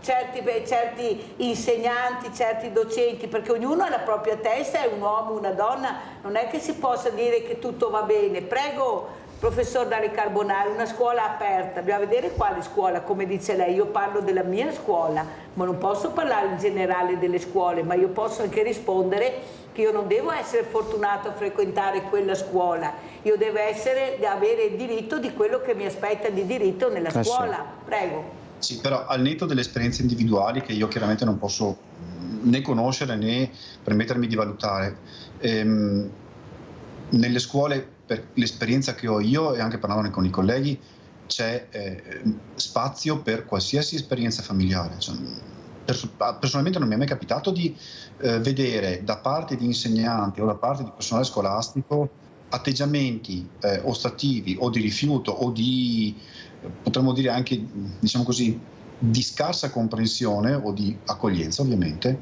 per n tipi di famiglie che non sono, cioè, che comunque seguono i ragazzi, che comunque li accolgono e li accompagnano tanto quanto.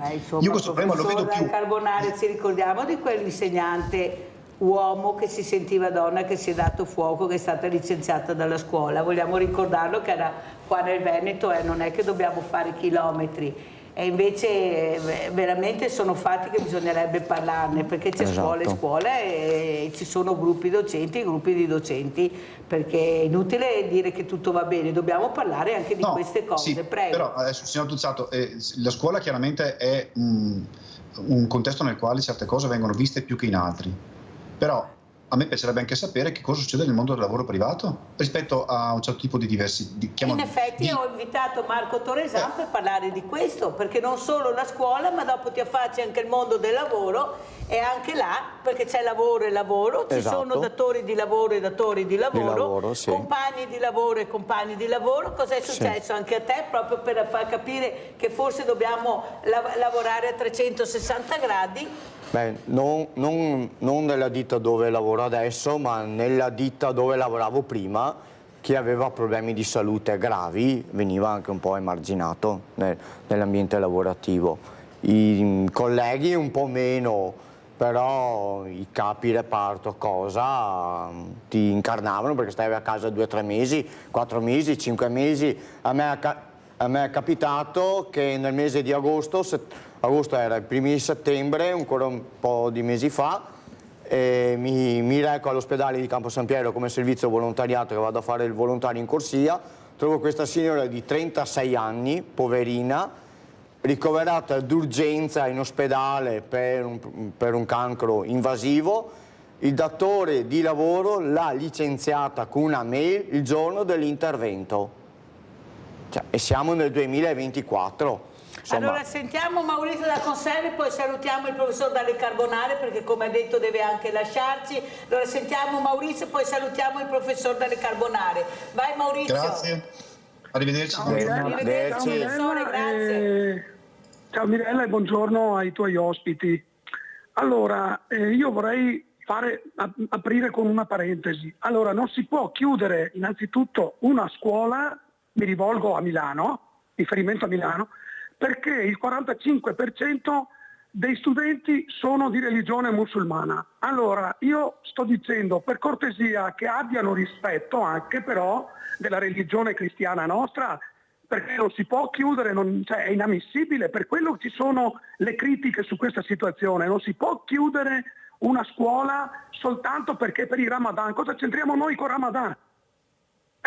Siamo di religione cristiana, ok? E dobbiamo rispettare quello che il calendario nostro ci dice. Cioè, vabbè, ok, perfetto, chiudo la parentesi, se no apriamo un velo pietoso. Per quanto riguarda, Mirella, la violenza dei ragazzi, io ho letto qualche settimana fa su Panorama, hanno messo una statistica, l'80% dei ragazzi sono violenti, dei ragazzi giovani sono violenti. Purtroppo, che cosa si scatena su questa gioventù? Si scatena che o col telefonino, come hai detto tu, del telefonino che naturalmente parte tutto da là, eccetera, purtroppo non sanno più cosa fare se non che usare il telefono, ok, per esprimere una violenza contro chi, ecco per esempio anche quella violenza che è successa, non so Mirella se sei al corrente di quell'anziano che hanno picchiato alla stazione, adesso non so che cosa. Beh, di aggressori ne abbiamo tutti i giorni. Ecco, minorenni, ragazzi, minorenni, cioè non è che si parla di ragazzi di 20, 22, 23 anni, ok? Si parlano di ragazzi minorenni, cominciano già dalla minorile età ad essere violenti. Perché? Perché secondo me i genitori non sanno più fare i genitori, Mirella, appunto, basta, ormai è una società perduta in tutti i sensi. Questo è quello che dico io. O non trovano sbocchi, come hai detto tu, nell'orientamento, diciamo, sulle associazioni di fare volontariato, non gliene frega niente, scusami il termine volgare, Mirella. Ecco, non gliene fregano niente, loro usano la violenza, basta, sono appassionati di macchine veloci per ammazzare gli altri, giustamente, non per adoperarle, eccetera. Ecco, usano questi mezzi per ammazzare. Se io ti dico, Mirella, che stavo tornando a casa dal lavoro l'altro giorno, mi vedo attraversare ragazzi all'improvviso sulle strisce, tutti quanti con la testa chinata col telefonino, ma è una cosa normale questa? È una cosa normale. Aspetti che passano le macchine e dopo attraversi. No, tutti chinati col telefonino, sono rincoglioniti, scusami il termine della parola. Va bene, dai. Grazie Mirella, Maurizio, grazie. Abbiamo sentito anche le riflessioni di Maurizio, invece andiamo a vedere cosa fa Marco Toresan con la sua associazione. Anche loro hanno creato questa panchina per attirare l'attenzione, per mandare questi messaggi, per far capire invece l'importanza di questo messaggio. Questo qui è la foto del libro che uscirà nostro nel mese di giugno, nel mese della prevenzione dell'incontinenza. Verrà promosso come prima giornata presso il Comune di Padova, Palazzo Moroni, con un congresso rivolto alla cittadinanza, che sarà l'incontinenza nel territorio, con la presentazione del libro, del centro di incontinenza regionale e avremo anche la scuola, anzi l'orchestra sinfonica dell'azienda ospedaliera di Padova che ci allieterà in questo primo evento di presentazione del libro. Noi siamo veramente contenti perché c'è un'ottima collaborazione sia col centro di incontinenza qui di Treviso diretto dal professor Santoro e anche da tutta l'equipe medica del centro di incontinenza di Padova e anche da tutti i reparti in cui noi operiamo quel servizio volontariato in ospedale. Andiamo a vedere anche la panchina incontinenti perché veramente... Questa qui è stata inaugurata l'anno scorso presso il monoblocco dell'ospedale di Padova e ancora adesso ringraziamo il direttore generale e tutto lo staff che ci hanno donato loro le panchine, e noi abbiamo creato tutto il contesto, perché anche sono state posizionate in modo che la gente dovevano guardare dove ci sono proprio i reparti, gli ambulatori di incontinenza. Allora andiamo a vedere anche il video, era del 2022, perché dopo arriverà anche un'altra domanda per Marco Torresani. Andiamo a vedere il video che riguarda proprio una panchina, eccola qua. Questa è proprio una panchina per non vergognarsi più di dire che si è incontinenti. Questo è il significato dell'inaugurazione sul parco vicino alla centrale idroelettrica di Silea, perché questa condizione colpisce una fascia importante di tutti noi che in parte è ancora invisibile proprio per vergogna. L'incontinenza è una malattia che colpisce tutte le fasce di età, in prevalenza le fasce di età al di sopra dei 60 anni, però può interessare anche donne giovani con conseguenze di traumi da parto, o anche i bambini, o anche gli uomini, specialmente quelli operati per interventi alla prostata. La condizione, chiamiamola condizione, colpisce circa il 15% della popolazione. Diciamo i dati sono stabili nel tempo, ma quello che invece è ancora più importante è che questi numeri potrebbero essere più alti perché c'è un sommerso non conosciuto. Persone che non accettano questa condizione, molte volte a seguito di altre malattie, e che tendono a chiudersi senza capire che solo condividendo si può migliorare la propria qualità della vita. La patologia dell'incontinenza o la persona stomizzata all'inizio ha un grave problema sociale, anche un disagio psicologico. Infatti esistono questi gruppi di automutuo aiuto o una rete di psicologi. Rete importante non solo per la condizione emotiva, ma anche per situazioni pratiche, considerando ad esempio che una scatola di sacchetti appositi costa oltre 150 euro e dura di media 10 giorni, mentre la medicazione quotidiana per chi vive questa condizione non costa meno di 40 euro. Materiale che viene in parte fornito dalle USL, ma che non basta mai. Ecco perché non ci si deve vergognare di chiedere aiuto. I presidi sono costosi e non si possono neanche detrarre sulle tasse perché sono presidi ospedalieri. Allora cosa facciamo? Li doniamo chi ci fa richiesta, anche perché a volte ne servono anche di più di quelli che sono dal piano terapeutico. Ecco quindi cosa sta dietro a questa panchina blu, ma solo nella targhetta perché il Parco del Sile non ha permesso altro, ma anche nella passeggiata organizzata subito dopo l'inaugurazione. Camminare insieme, quindi vuole far sentire le persone non più sole, non più isolate, quindi vuole cercare di fare comunità a tutti i livelli e far capire che oltre alle strutture sanitarie a cui ovviamente ci si rivolge, ci si può rivolgere anche a strutture associative. Allora Marco Torresani, abbiamo visto 2 anni fa questa panchina, la mia domanda è anche questa, sono passati 2 anni, ieri Marco Torresani è arrivato al Banco Solidale con le uova di questa associazione, perciò state cercando di mandare sempre di più un messaggio positivo, di più segnali, di coinvolgere di più la comunità, sì. E ti ringrazio di questo, che sono state graditissime, ma l'importanza della comunicazione, di far partecipare la comunità, perché è questo che voi volete fare. Anche le uova è un momento felice di Pasqua, attirare l'attenzione su un problema che riguarda molte famiglie, molte persone. Sì, Prego, esatto. Beh, noi puntiamo tanto sulla comunicazione tra le varie associazioni, i vari enti, eccetera. Noi facciamo parte di una rete utenti per caso, che è una rete di 130-140 associazioni, tutte sociosanitarie, diretta da una fantastica persona che è la dottoressa Bortolami, che è a Padova, però la vorremmo anche istituire qua a Treviso, che pian pianino la stiamo costruendo. E lì c'è una grande comunicazione tra tutti quanti noi, una marea di eventi, e un evento che stiamo organizzando a livello regionale è il Disability Pride, è la festa di noi disabili, di tutti i disabili. Il 14... Che brutta questa parola, diversamente agili. Agili, esatto. Il 14 e 15 settembre, scusate, a Padova, da Palazzo Moroni, e faremo da Palazzo Moroni fino in Prato della Valle. Sono queste tutte associazioni venete, anche chi vuole venire può partecipare. Libera, diciamo. Libera a tutti, a chiunque.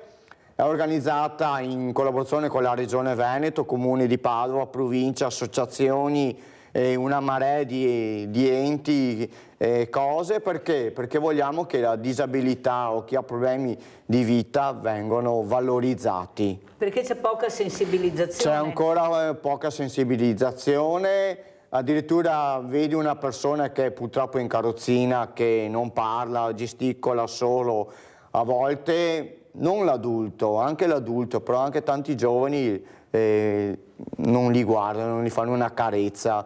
Io ieri ho incontrato una persona ha problemi di salute, gli ho fatto una carezza, gli ho stretto la mano, mi ha fatto un sorriso a 360 gradi. Questa persona qua non parla, però gesticola, e vedi che in questi piccoli momenti di conforto che ti donano il cuore.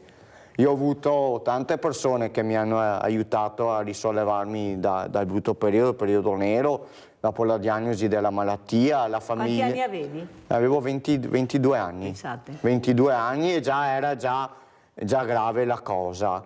E la famiglia all'inizio... Com'è stato il primo momento, Marco, quando ti hanno diagnosticato? Allora, la prima cosa è che non sapevano cos'era. Allora vai a Treviso, da Treviso vai a Conegliano ti fanno un piccolo intervento che non era... Cosa è successo? Di cosa ti sei accorto? Io mi sono accorto che ero in ferie, mi è venuto un febbrone da cavallo, un 39,5, 40, di 5-6 giorni che non mi passava, non riuscivo più a urinare, proprio bloccato, corri in pronto soccorso a Treviso, mi dicono è l'arenello, i calcoli, però per me non era quello, perché avevo questa febbre, l'urina non usciva più, e ora cominciano con i cateti, con l'autocateterismo, eccetera, però la situazione è sempre più peggiorata. Cambio ospedale, vado a Conegliano dal primario Bassi, l'urologo, lì mi fanno un piccolo intervento, mi hanno detto non si sa cos'è, e là casca il palco. Perché da là, sì, tutti contenti, sì, si risolve, invece la cosa è precipitata. Da un piccolo intervento è passato un intervento molto demolitivo il primo, il secondo lo stesso, non sanno più cos'era, corri a Padova di corsa. E Padova di corsa si tenta la tossina botulina, quella per le cure estetiche, la fanno anche in campo urologico, e da là è scoppiato il mondo, cioè è scoppiato che l'incontinenza ha cominciato a essere più ingestibile e tante cose, e finché dopo sono andato a Dolo, sono andato perfino a San Giovanni Rotondo, a un centro specializzato, e là anche lì la cosa non è stata risolutiva. Ho fatto una cistectomia totale a Padova con questa stomia, che diciamo che dopo la stomia ho ricominciato a vivere tranquillamente, anche dignitosamente. L'importanza anche di accettarsi. Di combattere. Un conto era avere un pannolone che lo toglievi, lo metti e va bene. Un conto è avere un sacchettino a peso che tante volte si toglie, stai correndo in macchina, ti devi fermare perché sei fino ai calzini bagnato, o chi ha anche problemi di intestino che si trovano sporchi. Allora noi cerchiamo di sollevare queste persone, perché dopo l'intervento casca il palco a tutti quanti. Lo andiamo a sentire, perché l'importanza invece che sono nate queste associazioni anche all'interno degli ospedali, sono associazioni veramente importanti. Sentiamo cosa ha detto proprio la dottoressa Rita Chan, che collabora col dottor Santoro. Esatto. Questo reparto molto importante. Andiamo a sentire cosa ha detto Arte e Benessere a Villa Margherita. Andiamo a sentire. Buonasera a tutti, nonostante un po' così di chiusura non sono voluta mancare a questa serata, cerco sempre di essere presente. Io questa sera porto i saluti anche del mio responsabile, che è il dottor Giulio Santoro, che non è soltanto un medico ma è anche un chirurgo, per cui è impegnato in sala operatoria ed è molto dispiaciuto di non essere qui. Noi rappresentiamo l'US2, marca trevigiana, e l'associazione AISVE, che è l'associazione incontinenti e stomizzati della regione Veneto. Cosa poter dire di questi pazienti ancora? Sono pazienti difficili, sono pazienti che soffrono moltissimo la loro condizione fisica. Noi cerchiamo di dare supporto, aiuto, cerchiamo di stargli vicino sia da un punto di vista medico, infermieristico, ma anche da un punto di vista affettivo. Ecco, facciamo del il nostro meglio e tutti i giorni combattiamo con una realtà difficile, ma non ci arrendiamo mai. Ringraziamo Mirella che ci coinvolge sempre in queste bellissime occasioni, in queste bellissime serate, che ci danno la possibilità anche di comunicare con voi e di dirvi quello che cerchiamo di fare ogni giorno. Grazie ancora e buona continuazione di serata. Abbiamo sentito la dottoressa Cian che insieme al dottor Santoro, che ho ospitato tantissime volte, ecco, fa capire l'importanza anche di creare questo ascolto da parte di queste persone, perché l'ascolto è fondamentale anche per voi quando vi approcciate veramente a queste situazioni che sono situazioni anche devastanti, come hai detto tu, specialmente per un giovane uomo, una giovane donna, ma non riguarda solo loro, ma anche dei bambini, come ha spiegato dei bambini, la dottoressa Cian. dei bambini, delle famiglie. Allora noi quando incontriamo le persone o in ospedale o qualche riunione, cioè, cerchiamo di sollevargli proprio la vita, anche se è un momento particolare, cioè, cerchiamo che quello che noi abbiamo imparato su noi stessi lo doniamo a queste famiglie bisognose, che hanno bisogno di affetto, anche di parole che dicono guarda, è meglio far così, è meglio far di là, è meglio che ti rivolgi a questa persona, all'altro, perché hanno all'inizio delle problematiche che le famiglie hanno bisogno di risposte, il paziente ha bisogno di risposte, perché non ne puoi dire vagamente cosa, perché rischi che dopo si trova spaesato, non ha risposte, cioè gli crea una confusione in testa. E questa confusione adesso noi come siamo volontari formati sia da medici che dall'ospedale, da tutto un team apposito, e le risposte vanno date subito, perché quando vengono dimessi dall'ospedale, un conto è che sei là ricoverato, è l'infermiere che ti fa tutto, il medico, però quando vai a casa casca il palco, perché la famiglia si trova, aspetta, vieni dimesso, domani cosa faccio?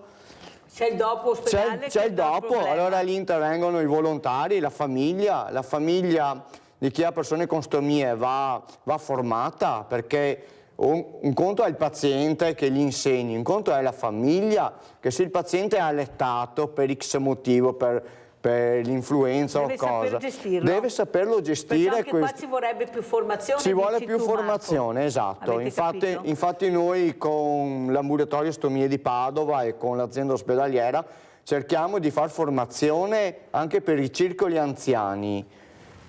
Porteremo anche qua a Treviso questa cosa, perché penso che anche quando si vanno in circoli anziani che hanno tanti problemi anche loro di incontinenza o altri X motivi, vanno formati anche loro, perché è inutile che vado dal medico di base, mi faccio prescrivere visita chirurgica, che non è un problema chirurgico, però è un problema più grave. Allora noi diciamo che anche oltre i pazienti, anche i medici di base, quando ci sono determinati problemi, come anche a Treviso che adesso c'è il centro di incontinenza o a Padova, il medico di base che gli dice che comincia a perdere qualche pipì, lo deve mandare subito in questi centri specializzati, perché prima vengono presi in carico i pazienti, o come noi pazienti, meglio capiamo il problema. Perché è prevenzione, anche perché sui centri di incontinenza non c'è solo il chirurgo, l'urologo, c'è il psicologo, c'è il fisiatra, c'è un team multidisciplinare, c'è un'equipe che ti segue. Un'equipe che segue, e l'abbiamo voluta apposita questa cosa qua. Importante. È importantissima, perché oltre all'aspetto fisico c'è anche l'aspetto emotivo della persona, e va aiutata. È psicologico poi. Esatto, va aiutata in questa cosa. Allora Marco Torresan, che auguri vuoi fare, che messaggio vuoi lanciare, poi ti salutiamo. Beh, allora voglio augurare a tutti quanti voi una serena buona Pasqua, e vi aspettiamo a breve a tutte le novità che avremo in campo a breve. A tutte le iniziative che sta facendo Marco Torresan con questa associazione Apis ODV Padova, che sta veramente cercando anche di fare formazione, e non è cosa da poco. Grazie Marco Torresan, grazie. Pubblicità.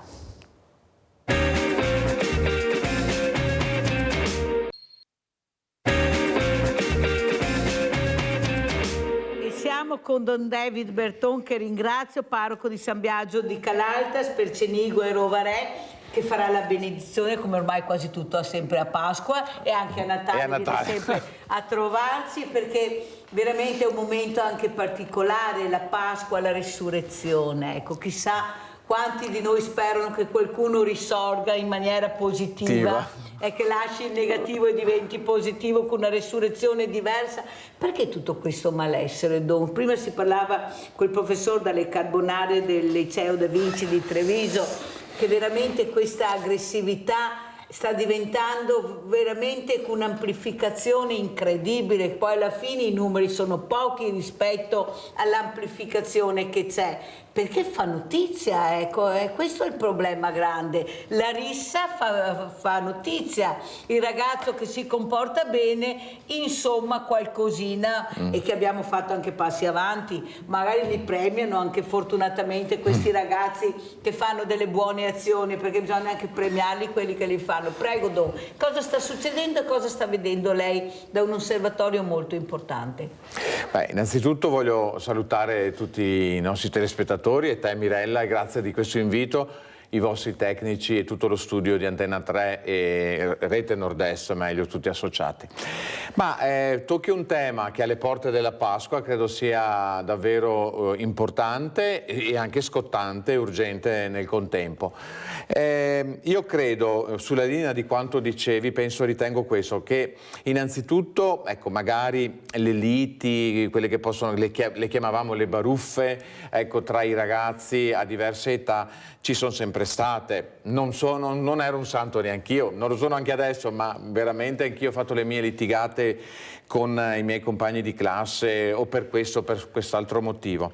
Certo, dobbiamo dire che oggi, a me pare, la denuncia da farsi è questa, cioè forse un po' il senso del limite che viene superato in alcune occasioni, perché lo scherzo, il prendere in giro qualcuno c'è sempre stato, però ecco, c'era anche a un certo punto un limite che nasceva da una coscienza più formata dei nostri giovani. Oggi questa coscienza non c'è, secondo me, o comunque in molti casi è veramente limitata, quindi lo scherzo ci sta, ma devo anche conoscere il limite. Anzi, lo scherzo è bello proprio perché poi il limite mi impone uno stop e mi impone anche, se vuoi, anche il riconciliarmi dopo. Faccio un esempio molto pratico che è vicino a tutti. Io ancora frequento lo sport, nonostante i 50 anni, frequento ancora lo sport. Allora, io sono sempre stato di questo, in campo da gioco siamo nemici. Sì, uso questo termine, rivali, ma rivali anche molto, io sono molto combattivo, però una volta che la partita è finita, tutto quello che può essere successo, anche degli screzi, delle cose un po' anche, come dire, molto molto pungenti tra le due squadre, giocando a pallavolo, poi per me, finita la partita, si può andare a bere, a mangiare insieme, cioè è finito il confronto, è finito anche la burla, perché qualche volta, sai, il tifo anche dalla panchina si fa in maniera aggressiva, no? Un po' forte, un po' anche un pressing psicologico, però finisce. Ecco, allora a me pare questo termine non c'è. E seconda cosa, questo per quanto riguarda la singola persona. Poi per quanto riguarda la nostra società, eccetera, sulla linea di quanto dicevi tu, bisogna che limitiamo questo uso dei media. Poi non mi invitate più dopo quello che dico adesso, non mi inviterete più, ma preferiamo raccontare la cronaca nera o preferiamo raccontare la cronaca bianca? Anche a un TG. La cronaca nera? La cronaca nera, preferiamo, perché fa notizia, perché in fondo è quello che vogliamo sentire, ci interessano tutte queste notizie sempre morbose o anche queste cose all'eccesso che chiaramente poi una volta lanciate sul web, attraverso i media, fanno discutere, fanno parlare, eccetera. E non avanziamo più il tempo per prenderci cura di noi stessi, per prenderci cura delle relazioni, per prenderci cura e vedere anche cose positive belle che nascono, e ce ne sono tante. io sono anche d'accordo che con te, è vero, sono due che baruffano, tutti gli altri sono attorno col telefonino, è vero, però dobbiamo davvero da questo punto di vista limitare questa cosa. E poi nell'educazione dei ragazzi veramente... Ma i genitori, Don David, lei poi si confronta con queste famiglie, perché lo fate, perché questa è la verità. Quando vengono chiamate in causa queste famiglie, i genitori si presentano. Ma come si fa a difendere l'indifendibile? Perché non vuoi prenderti la responsabilità di quello che è successo. È come se tu parlassi ad altre persone che non sono i genitori dei ragazzi ma sono estranei. Io ho avuto un sindaco, che lo racconto molte volte in trasmissione, che ha detto, nonostante il video che faceva vedere che era il loro figlio, questo genitore continuava a dire non è mio figlio. Ma come non è tuo figlio? No, non è negare l'evidenza.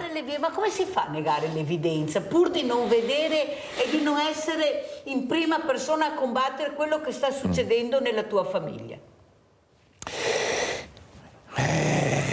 Io credo che si arrivi anche a questi eccessi per quello che dicevo prima, cioè la coscienza non c'è più, la coscienza è addormentata su questi temi. Assolutamente non posso difendere a spada tratta mio figlio, perché quel senso del limite di cui parlavo prima e quella coscienza che ho appena accennato si forma nella misura in cui io davvero trovo un'autorità, non un dittatore, ma un'autorità di fronte a me che mi dice: questo è il limite, fermo, a costo anche di essere punito. Parlo dei certo. Genitori che puniscono, parlo dei genitori che rimproverano. Hai fatto questo, adesso come possiamo riparare? Cioè mettersi a tavola, che non vuol dire solo la punizione. Io non sto parlando solo sto parlando dei sani no, di punizioni che ci vogliono, a ugual misura, non è che posso torturare mio figlio. Però insieme alla punizione mi fermo e dico: bene, sei stato tu, i video ti hanno visto, sei stato tu a distruggere le porte dei bagni al liceo, sei stato tu, eri tu. Bene, adesso cosa facciamo per riparare? Perché le nostre scelte hanno una conseguenza. Cosa facciamo? Io ieri avevo, facciamo la parentesi perché è giusto anche capire, avevo un ragazzino che è colpito dalla malattia di Duchenne, sedia a rotelle, che poi è diventato, fa parte del consiglio comunale a Carbonera, perciò lui è orgogliosissimo di questo, e gli ho detto: ma tu cosa diresti a questi ragazzi che si comportano con questi, che fanno questi atti di vandalismo? E lui semplicemente ha detto, io gli chiederei: ma perché lo fai? Cioè, per quale motivo fai questo? Cioè, è stata una domanda importante che forse più di qualcuno dovrebbe chiedere a questi ragazzi: ma perché hai fatto questo? Perché hai fatto questo danno che poi è il pubblico che lo deve pagare alla fine, è l'opinione pubblica che ne paga le conseguenze, anche psicologiche, perché metti paura all'anziano che ha paura di uscire alle 17, ma stiamo scherzando? Ma non è possibile che passino questi messaggi, non è proprio così, però sta passando il messaggio di paura, i furti, io li sento quotidianamente, li sento quotidianamente queste lamentele, queste paure che ci sono, ma che poi in realtà succedono anche questi fatti, non sono solo delle paure campate per aria e che non trovano mai consistenza, qualche volta si realizzano anche in qualche gesto, in qualche fatto molto, molto concreto e tangibile. Certo, io credo che hanno bisogno i nostri ragazzi, non dobbiamo smettere, hanno bisogno di tante cose, ma certamente un elemento importante: non dobbiamo smettere di far toccare con mano a loro la vita reale. La vita reale non è assolutamente quella dei social o quella soprattutto di questi idoli costruiti ad hoc, personaggi, TV, eccetera, eccetera, eccetera, che sono una nuvola, sono come si dice, proprio un colpo di vento che se ne va via velocemente. Toccare con mano, ecco, l'esperienza di incontrare chi sta peggio di me. L'esperienza di incontrare l'ammalato, la fragilità. Ma portateli a vedere qualche reparto di oncologia, ma di oncologia giovanile, pediatrica, dove ci sono quelli della loro età. Allora si rendono conto la fortuna di stare bene, la fortuna di avere le opportunità, le possibilità, le occasioni di studiare, di stare insieme, di fare sport. Questo è quello che ci rende più umani, devo usare. Forse vorrebbero anche farlo, ma qualcuno glielo vieta. Io prima dicevo al professor Dalle Carbonare che io non devo essere fortunata a frequentare quella scuola, avere quei docenti. Io devo avere la scuola che mi aspetta di diritto, devo avere come studente quello che devo conoscere e sapere, devo avere una scuola che mi intrighi, una scuola che mi faccia fare non solo didattica, ma riesca a capire la mia persona, la formazione che deve fare della mia persona. Sono i professori che devono capire questo ragazzo dove può andare a parare. Prego. Sì, sono tutte e due, se mi permetti Mirella, io credo, perché è vero anche che ti conosci studiando, è vero che ti conosci confrontandoti con un testo poetico, confrontandoti con la storia, confrontandoti con la geografia, confrontandoti con un'altra lingua, cioè ti conosci nella misura in cui anche però ti applichi, perché non posso stare lì e il professore mi deve capire, e qualche volta anche stringere i denti, cioè anche questo appunto essere compresi, ma è nella misura, la vita è così, cioè io credo che un do ut des, cioè io ti ascolto come insegnante, mi poni un problema, la tua famiglia sta vivendo questo problema, no? Perché poi gli adolescenti, ma anche i più piccoli, i ragazzini, i fanciulli, esprimono quello che portano e vivono in famiglia, lo si vede, alle volte basta fare la domanda giusta e ti raccontano le cose, però dall'altra parte questo, io insegnante ti sono accanto, ma come guida, non semplicemente per dire beh allora giustifichiamo tutto perché in questo momento il ragazzo sta vivendo un momento difficile, ma ti chiedo comunque la tua vita adesso è questo, il tuo studio da fare è questo, altrimenti davvero li abituiamo, non si conoscono e ad ogni stato emotivo vago o comunque di non magari chiamiamola bassa, di poco entusiasmo, cosa non chiediamo più niente a loro? La vita è un domani, cosa ti prende? Io questa mattina mi sono alzato comunque come tutte le altre mattine, avrei avuto anche motivi per rimanere a letto, certo, avrei avuto... Però mi sono alzato e ho combattuto, perché quando esci combatti. La vita è questa, e combatti. Se non li educhiamo a questo, allora è vero, ripeto, possono avere anche dei problemi a casa, però il tuo impegno scolastico, e questo lo si impara da piccoli, da subito. Il gioco libero, prima mi era venuto in mente, ecco il gioco libero che non c'è più. Col gioco libero cosa succedeva? Ti facevi anche male. Adesso prendo proprio un esempio molto banale, ma nel gioco libero ti facevi anche male? Quando cadi da un albero da una certa altezza, la prossima volta ci pensi. Quando ti bruci, ti scotti, anche con un giochetto, vedrai che certe cose... È vero. È quello che non fanno più. Non fanno più. Questo è il grande dramma. Allora sentiamo cosa ha detto il vescovo di Treviso, andiamo sulla settimana santa. Andiamo a sentire, poi commentiamo con Don David Berton. Carabinieri, polizia, guardia di finanza, polizia locale, esercito, vigili del fuoco, associazioni combattentistiche e poi le più alte cariche civili e militari. Con la messa in Duomo a Treviso con tutte le forze dell'ordine proseguono le celebrazioni eucaristiche della Settimana Santa presiedute dal vescovo Monsignor Tomasi, momenti importanti di riflessione per i fedeli ai quali il vescovo, dopo l'invito alla preghiera per la pace della Domenica delle Palme, lancia un nuovo messaggio in vista della Pasqua. Di continuare a fidarsi del Signore, di andare alle celebrazioni contemplandolo, guardando quanto è grande il suo amore per noi, quanto siamo amati e quanto è grande il messaggio della risurrezione che dice di non avere paura. Non abbiamo paura perché la vita vince, con il Signore vince, col nostro impegno vince, con la solidarietà di tutti. Riconoscendoci fratelli davvero la vita vince, e questo è il messaggio della Pasqua.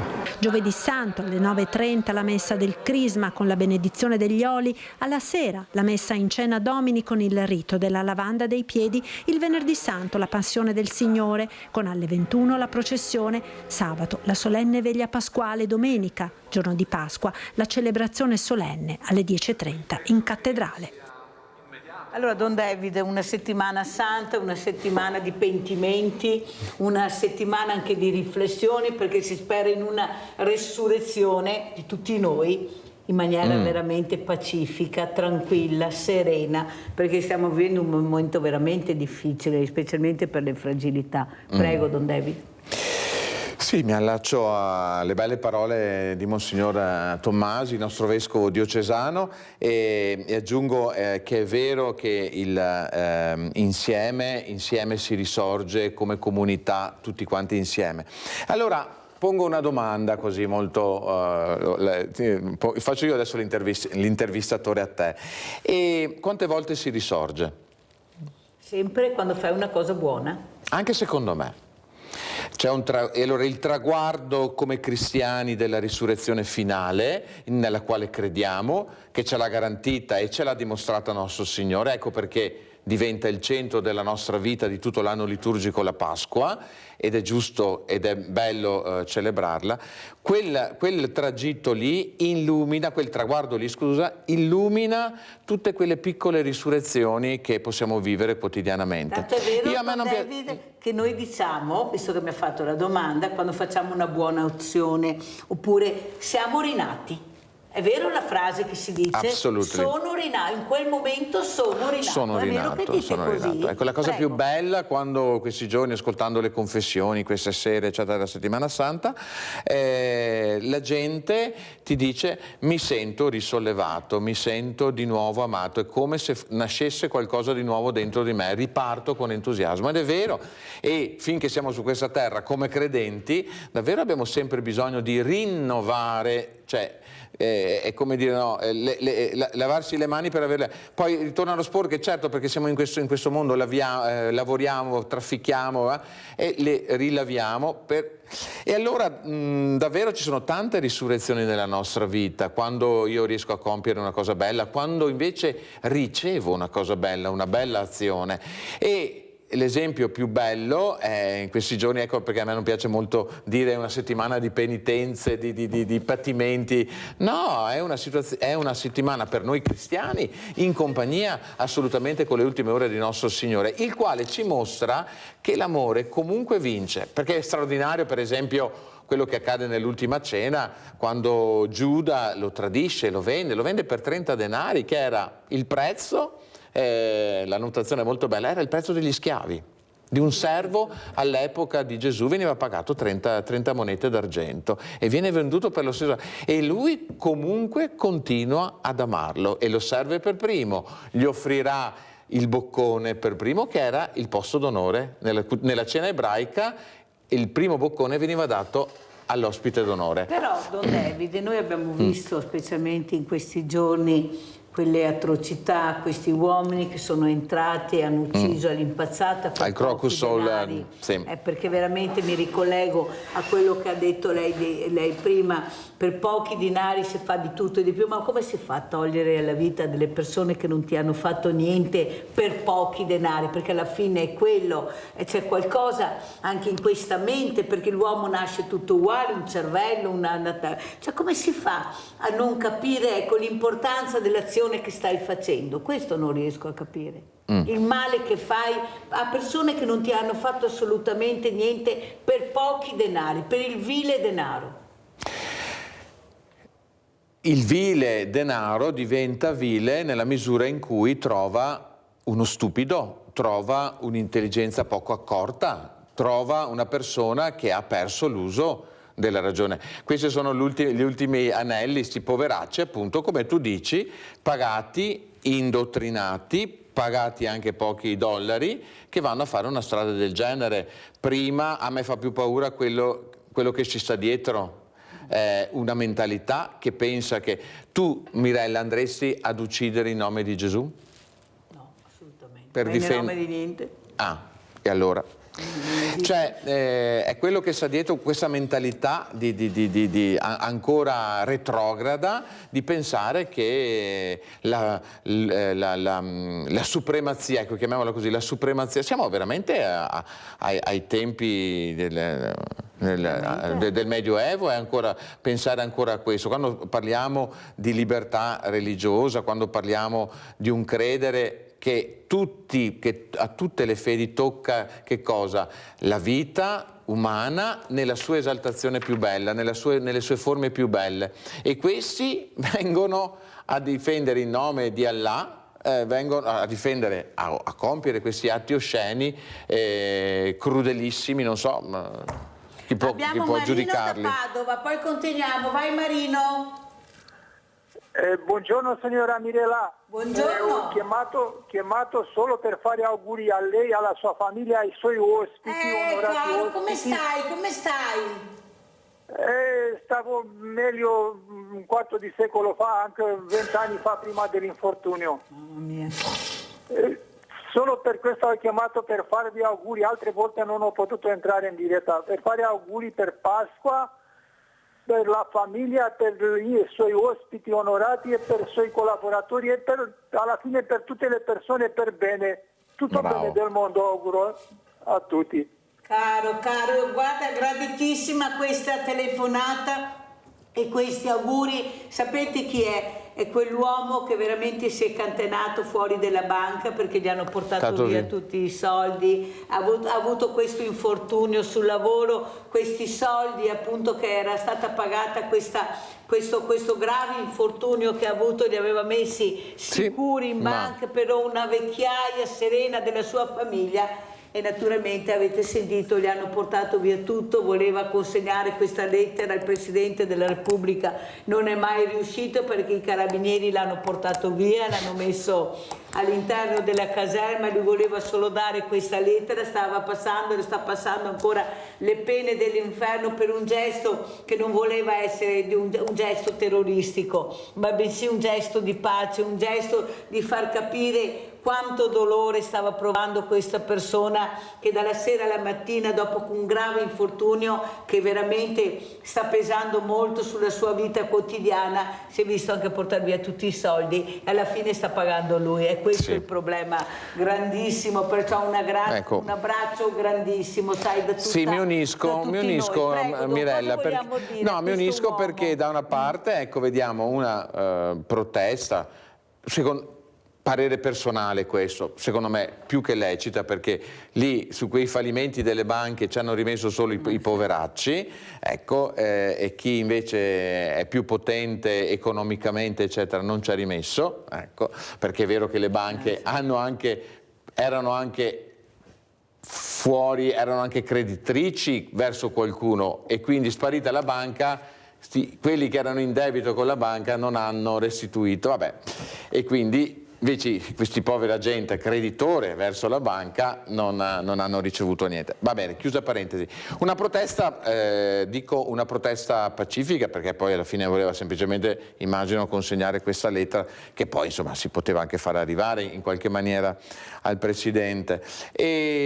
Però ancora di più vorrei sottolineare, si chiamava Marino mi pare questo telespettatore, e mi ha colpito una cosa, che nonostante questo che è successo, lui oggi chiama semplicemente per farci gli auguri. Bisogna avere anche veramente una certa dose di libertà interiore per poter fare, perché qualcuno potrebbe anche dire, poteva chiamare per insultare, ha chiamato per farci gli auguri, che io ricambio di cuore, lo ringrazio, anzi promettiamo di ricordarlo nella messa di questa sera delle ore 18:30 che celebriamo la messa, quindi davvero. Che se lo merita veramente. Ma perché Don David nel nostro paese, anche in altri, ma io guardo il mio dove vivo, non si premiano i bravi, non si puniscono i colpevoli? Perché c'è questo grande problema, i bravi non vengono premiati e i colpevoli non pagano mai, alla fine anzi vincono sulla fragilità, quello che non riesce a difendersi, quello che anche dalla parte della ragione, proprio grazie ai soldi, riescono a farlo passare dalla parte del torto come il nostro Marino, ma è mai possibile? È possibile, sì, perché la giustizia è anche umana alle volte e quindi erronea, però è vero questo. Poi è vero fino a un certo punto, nel senso che sarai sicuramente d'accordo con me che ci sono anche tanti bravi che vengono premiati. È che, ritorniamo al discorso da cui siamo partiti, magari non c'è l'eco mediatico che c'è quando invece succedono dei fatti di cronaca nera. Però posso dire anche nelle nostre parrocchie ci sono tanti bravi ragazzi che vengono premiati prima di tutto dalla vita in generale. Ah, ecco, un'altra premiazione. Sì, la vita in generale poi alla fine ti ripaga, ti ridà. Quindi davvero poter arrivare ho compiuto da poco 50 anni, poter arrivare a dire sostanzialmente sono contento di quello che ho fatto, non avrò avuto tutto materialmente, non avrò neanche fatto tutto quello che magari avrei avuto anche desiderio, come buon desiderio, di fare, però sostanzialmente sono contento di quello che ho fatto. E allora quando uno, penso, arriva a dire questo e non te lo regala e non lo compri con niente lo compri, ma il tuo impegno, questo è un primo premio che la vita ti dà. Però è vero, Don David, però io vedo anche nel mondo del volontariato tante persone, specialmente diversamente giovani, che dovrebbero essere premiate proprio per l'impegno che hanno dato di una vita, nonostante anche gravi difficoltà, eppure si sono spese per il volontariato, e dopo vedi questo premio e dici: ma sta qua cosa ha fatto? Ma che sia, perché il premio è in base ai voti, quella visibilità, quanti voti mi porto? Se invece premio il volontario che ha dato tanto ma che non mi porterà un numero di voti che per me è una visibilità importante, non si premia, cioè non può avere un peso il premio, ma capisco. Posso ricordare un principio però di fondo, perché sono queste cose qui che dobbiamo tenere alla base poi del nostro fare, del nostro volontariato, del nostro impegno. Posso ricordare un principio di fondo, che il volontariato è volontariato. E da qua non si discute. Ecco, ma allora, siccome ci sono i premi per il volontariato, che li diano quelli che se li mettono, Mirella, non pensate alla Mirella, ma persone che veramente, guardate che io ho 80 anni, persone di 80 anni, 90 anni, che sono una vita che si spendono per il volontariato, che veramente vengono a lavorare senza mai chiedere niente, al freddo, con le intemperie. Questi sono, ma non il premio in sé, è la riconoscenza per quello che hai dato, è questo che dovrebbe essere il premio.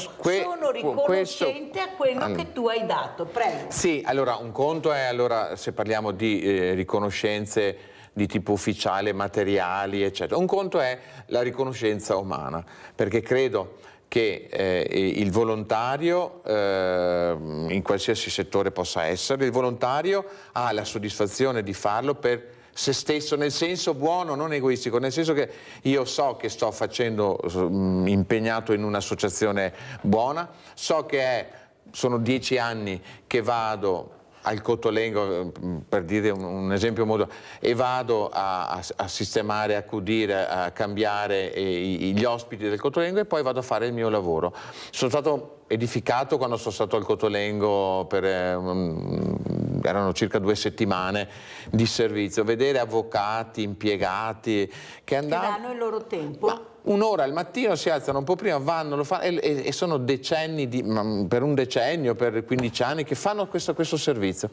La soddisfazione, il premio è questo, cioè la vita, il poter e dirti e vedere che sei capace di amare anche te in maniera gratuita. Poi i riconoscimenti, e giro la medaglia, i riconoscimenti ufficiali eccetera, per quel poco che posso aver vissuto io di vita sociale, anche di vita diciamo attraverso i media eccetera, Mirella, sappiamo che poi ci stendiamo un velo pietoso, allora, perché se sei amico dell'uno o dell'altro, esatto, ti danno il premio, magico. Ti danno questo, non che tu non abbia fatto niente, però.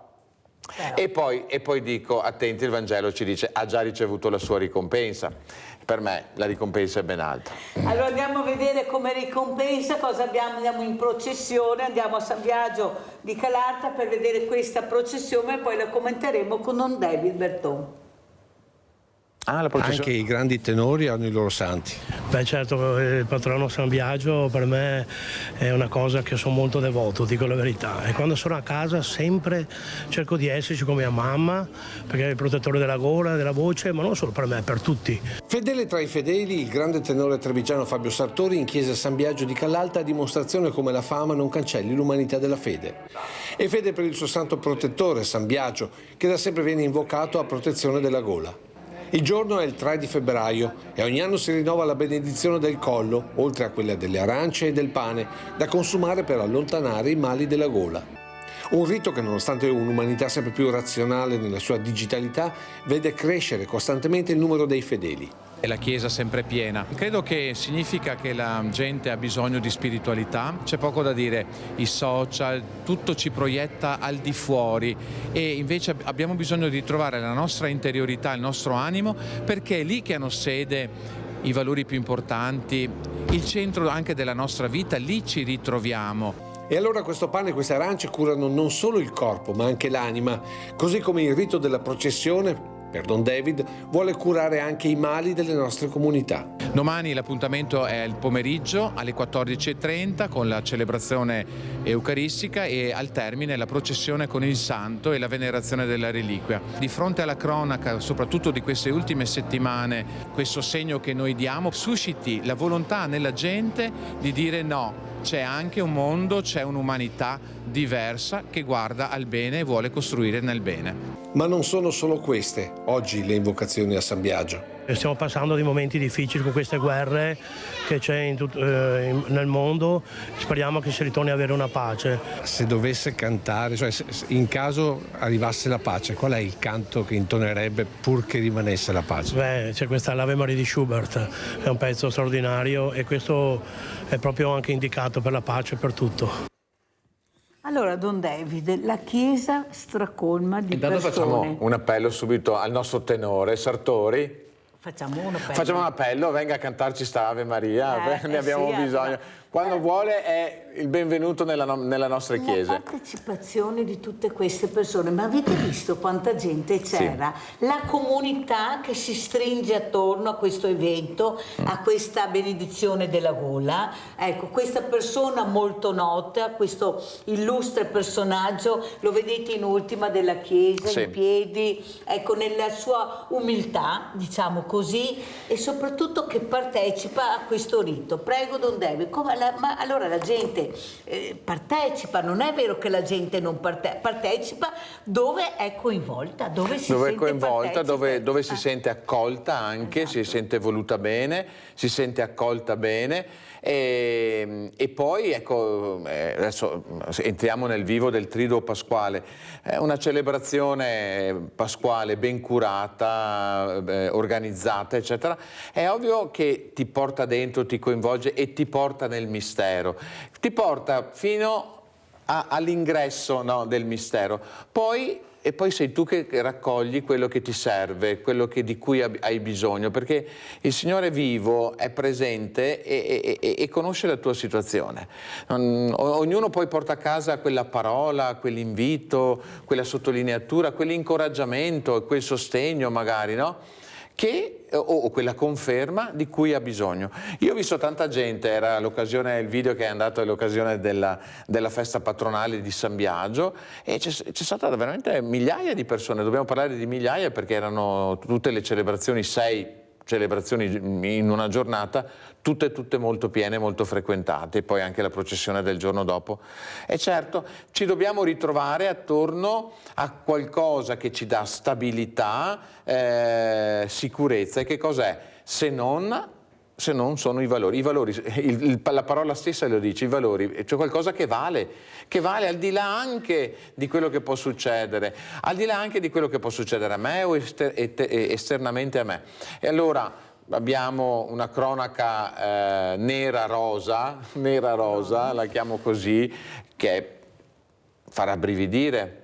Però noi dobbiamo essere sempre fermi a dire no a questa violenza, no. Crediamo ancora nell'amore, crediamo ancora nelle relazioni, nel rispetto, tutto questo non dobbiamo perderlo di vista, e lo ritroviamo anche, dico, grazie anche alla nostra fede cristiana. Poi ci sono anche tanti altri contributi, anche laici, umani, che possono venire e ben vengano, insomma. Quello che preoccupa però, Don David, è per quanto riguarda la solitudine, questa parola che coinvolge i bambini, i ragazzi, diversamente giovani, famiglie. Cos'è la solitudine per lei, Don David? Perché si deve vivere così male la solitudine? La solitudine alle volte dovrebbe essere anche bella, sei con te stesso, nel tuo silenzio, nelle tue riflessioni. Eppure la solitudine sconvolge, la solitudine diventa depressione ed è il male peggiore che ci sia. È un male che ti fa chiudere in te stesso. No, purtroppo, prego. Sì, dico un purtroppo che però vorrei anche augurarmi di poterlo anche smentire appresso, insomma.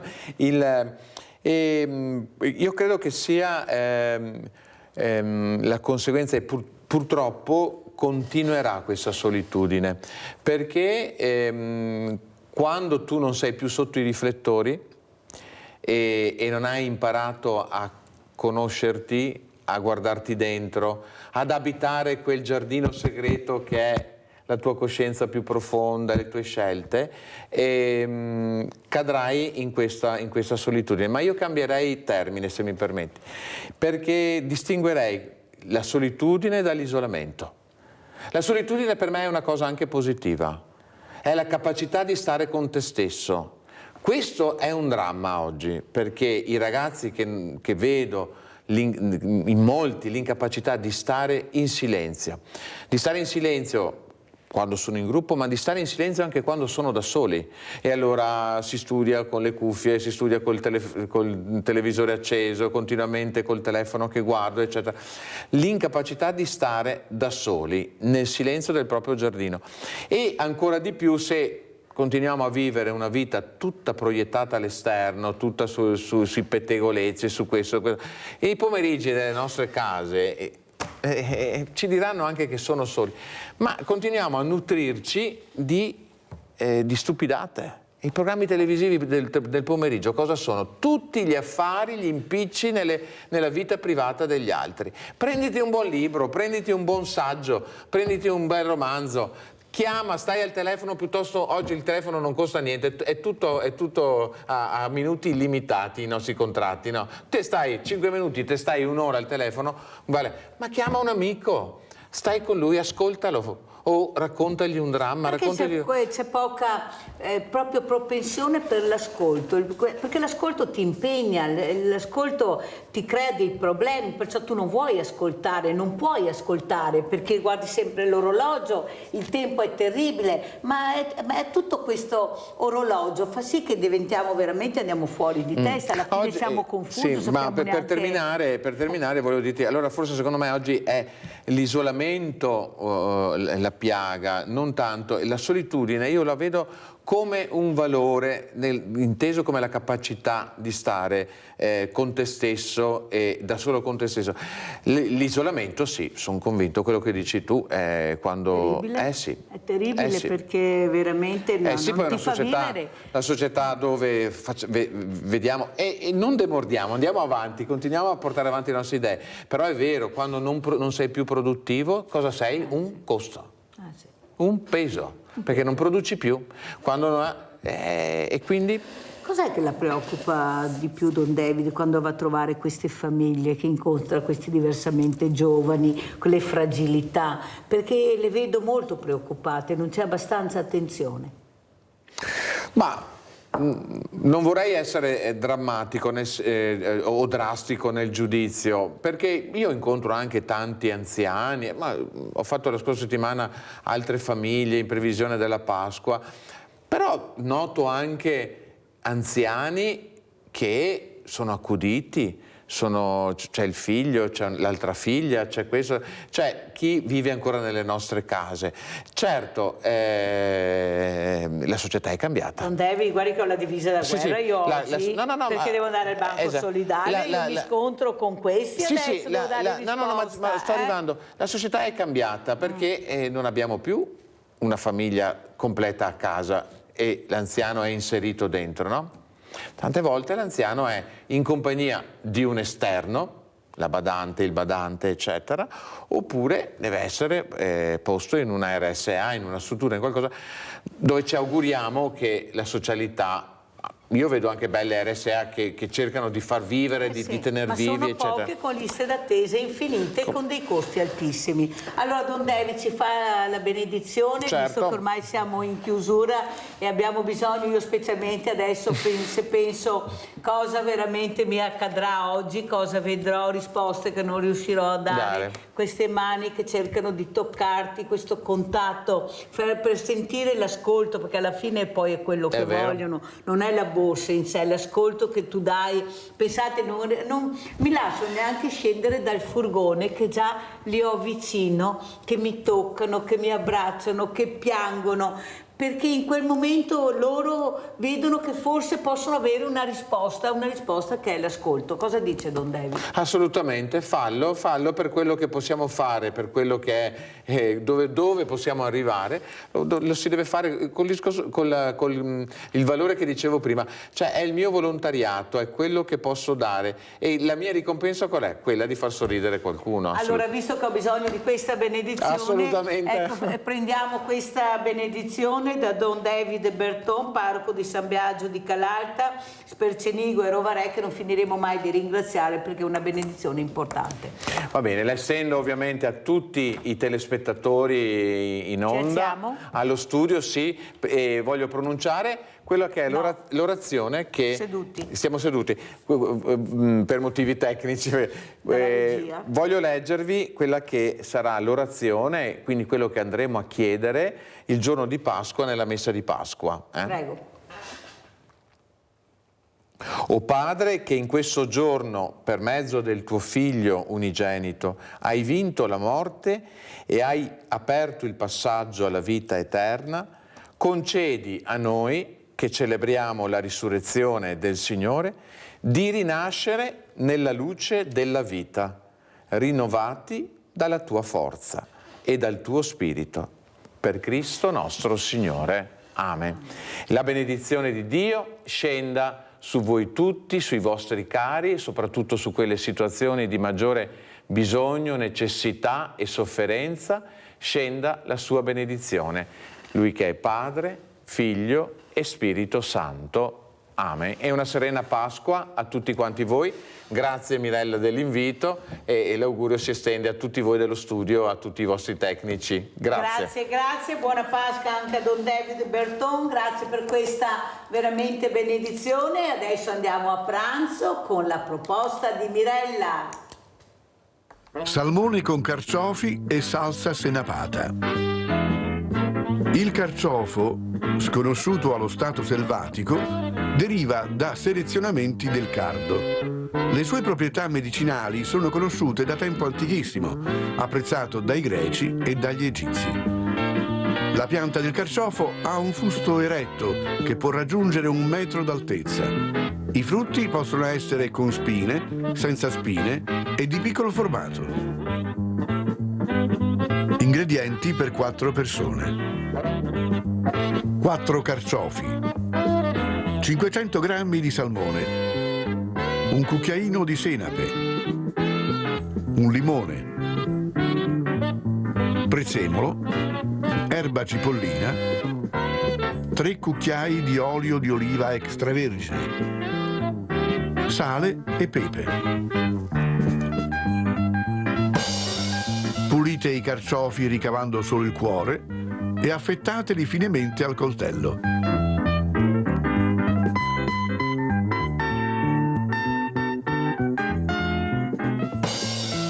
Conditeli subito con un'emulsione di succo di limone, sale, senape e olio.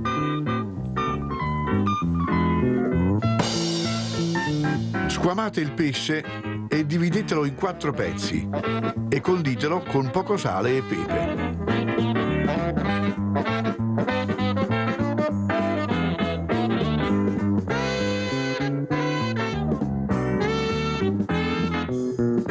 Rosolate il pesce in padella antiaderente, girandolo delicatamente con una spatola. Se i filetti sono alti, finite la cottura al forno.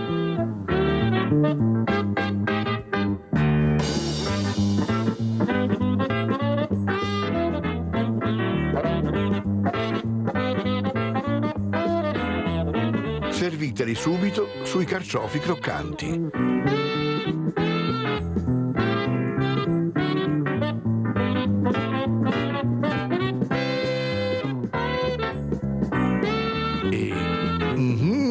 Buon appetito!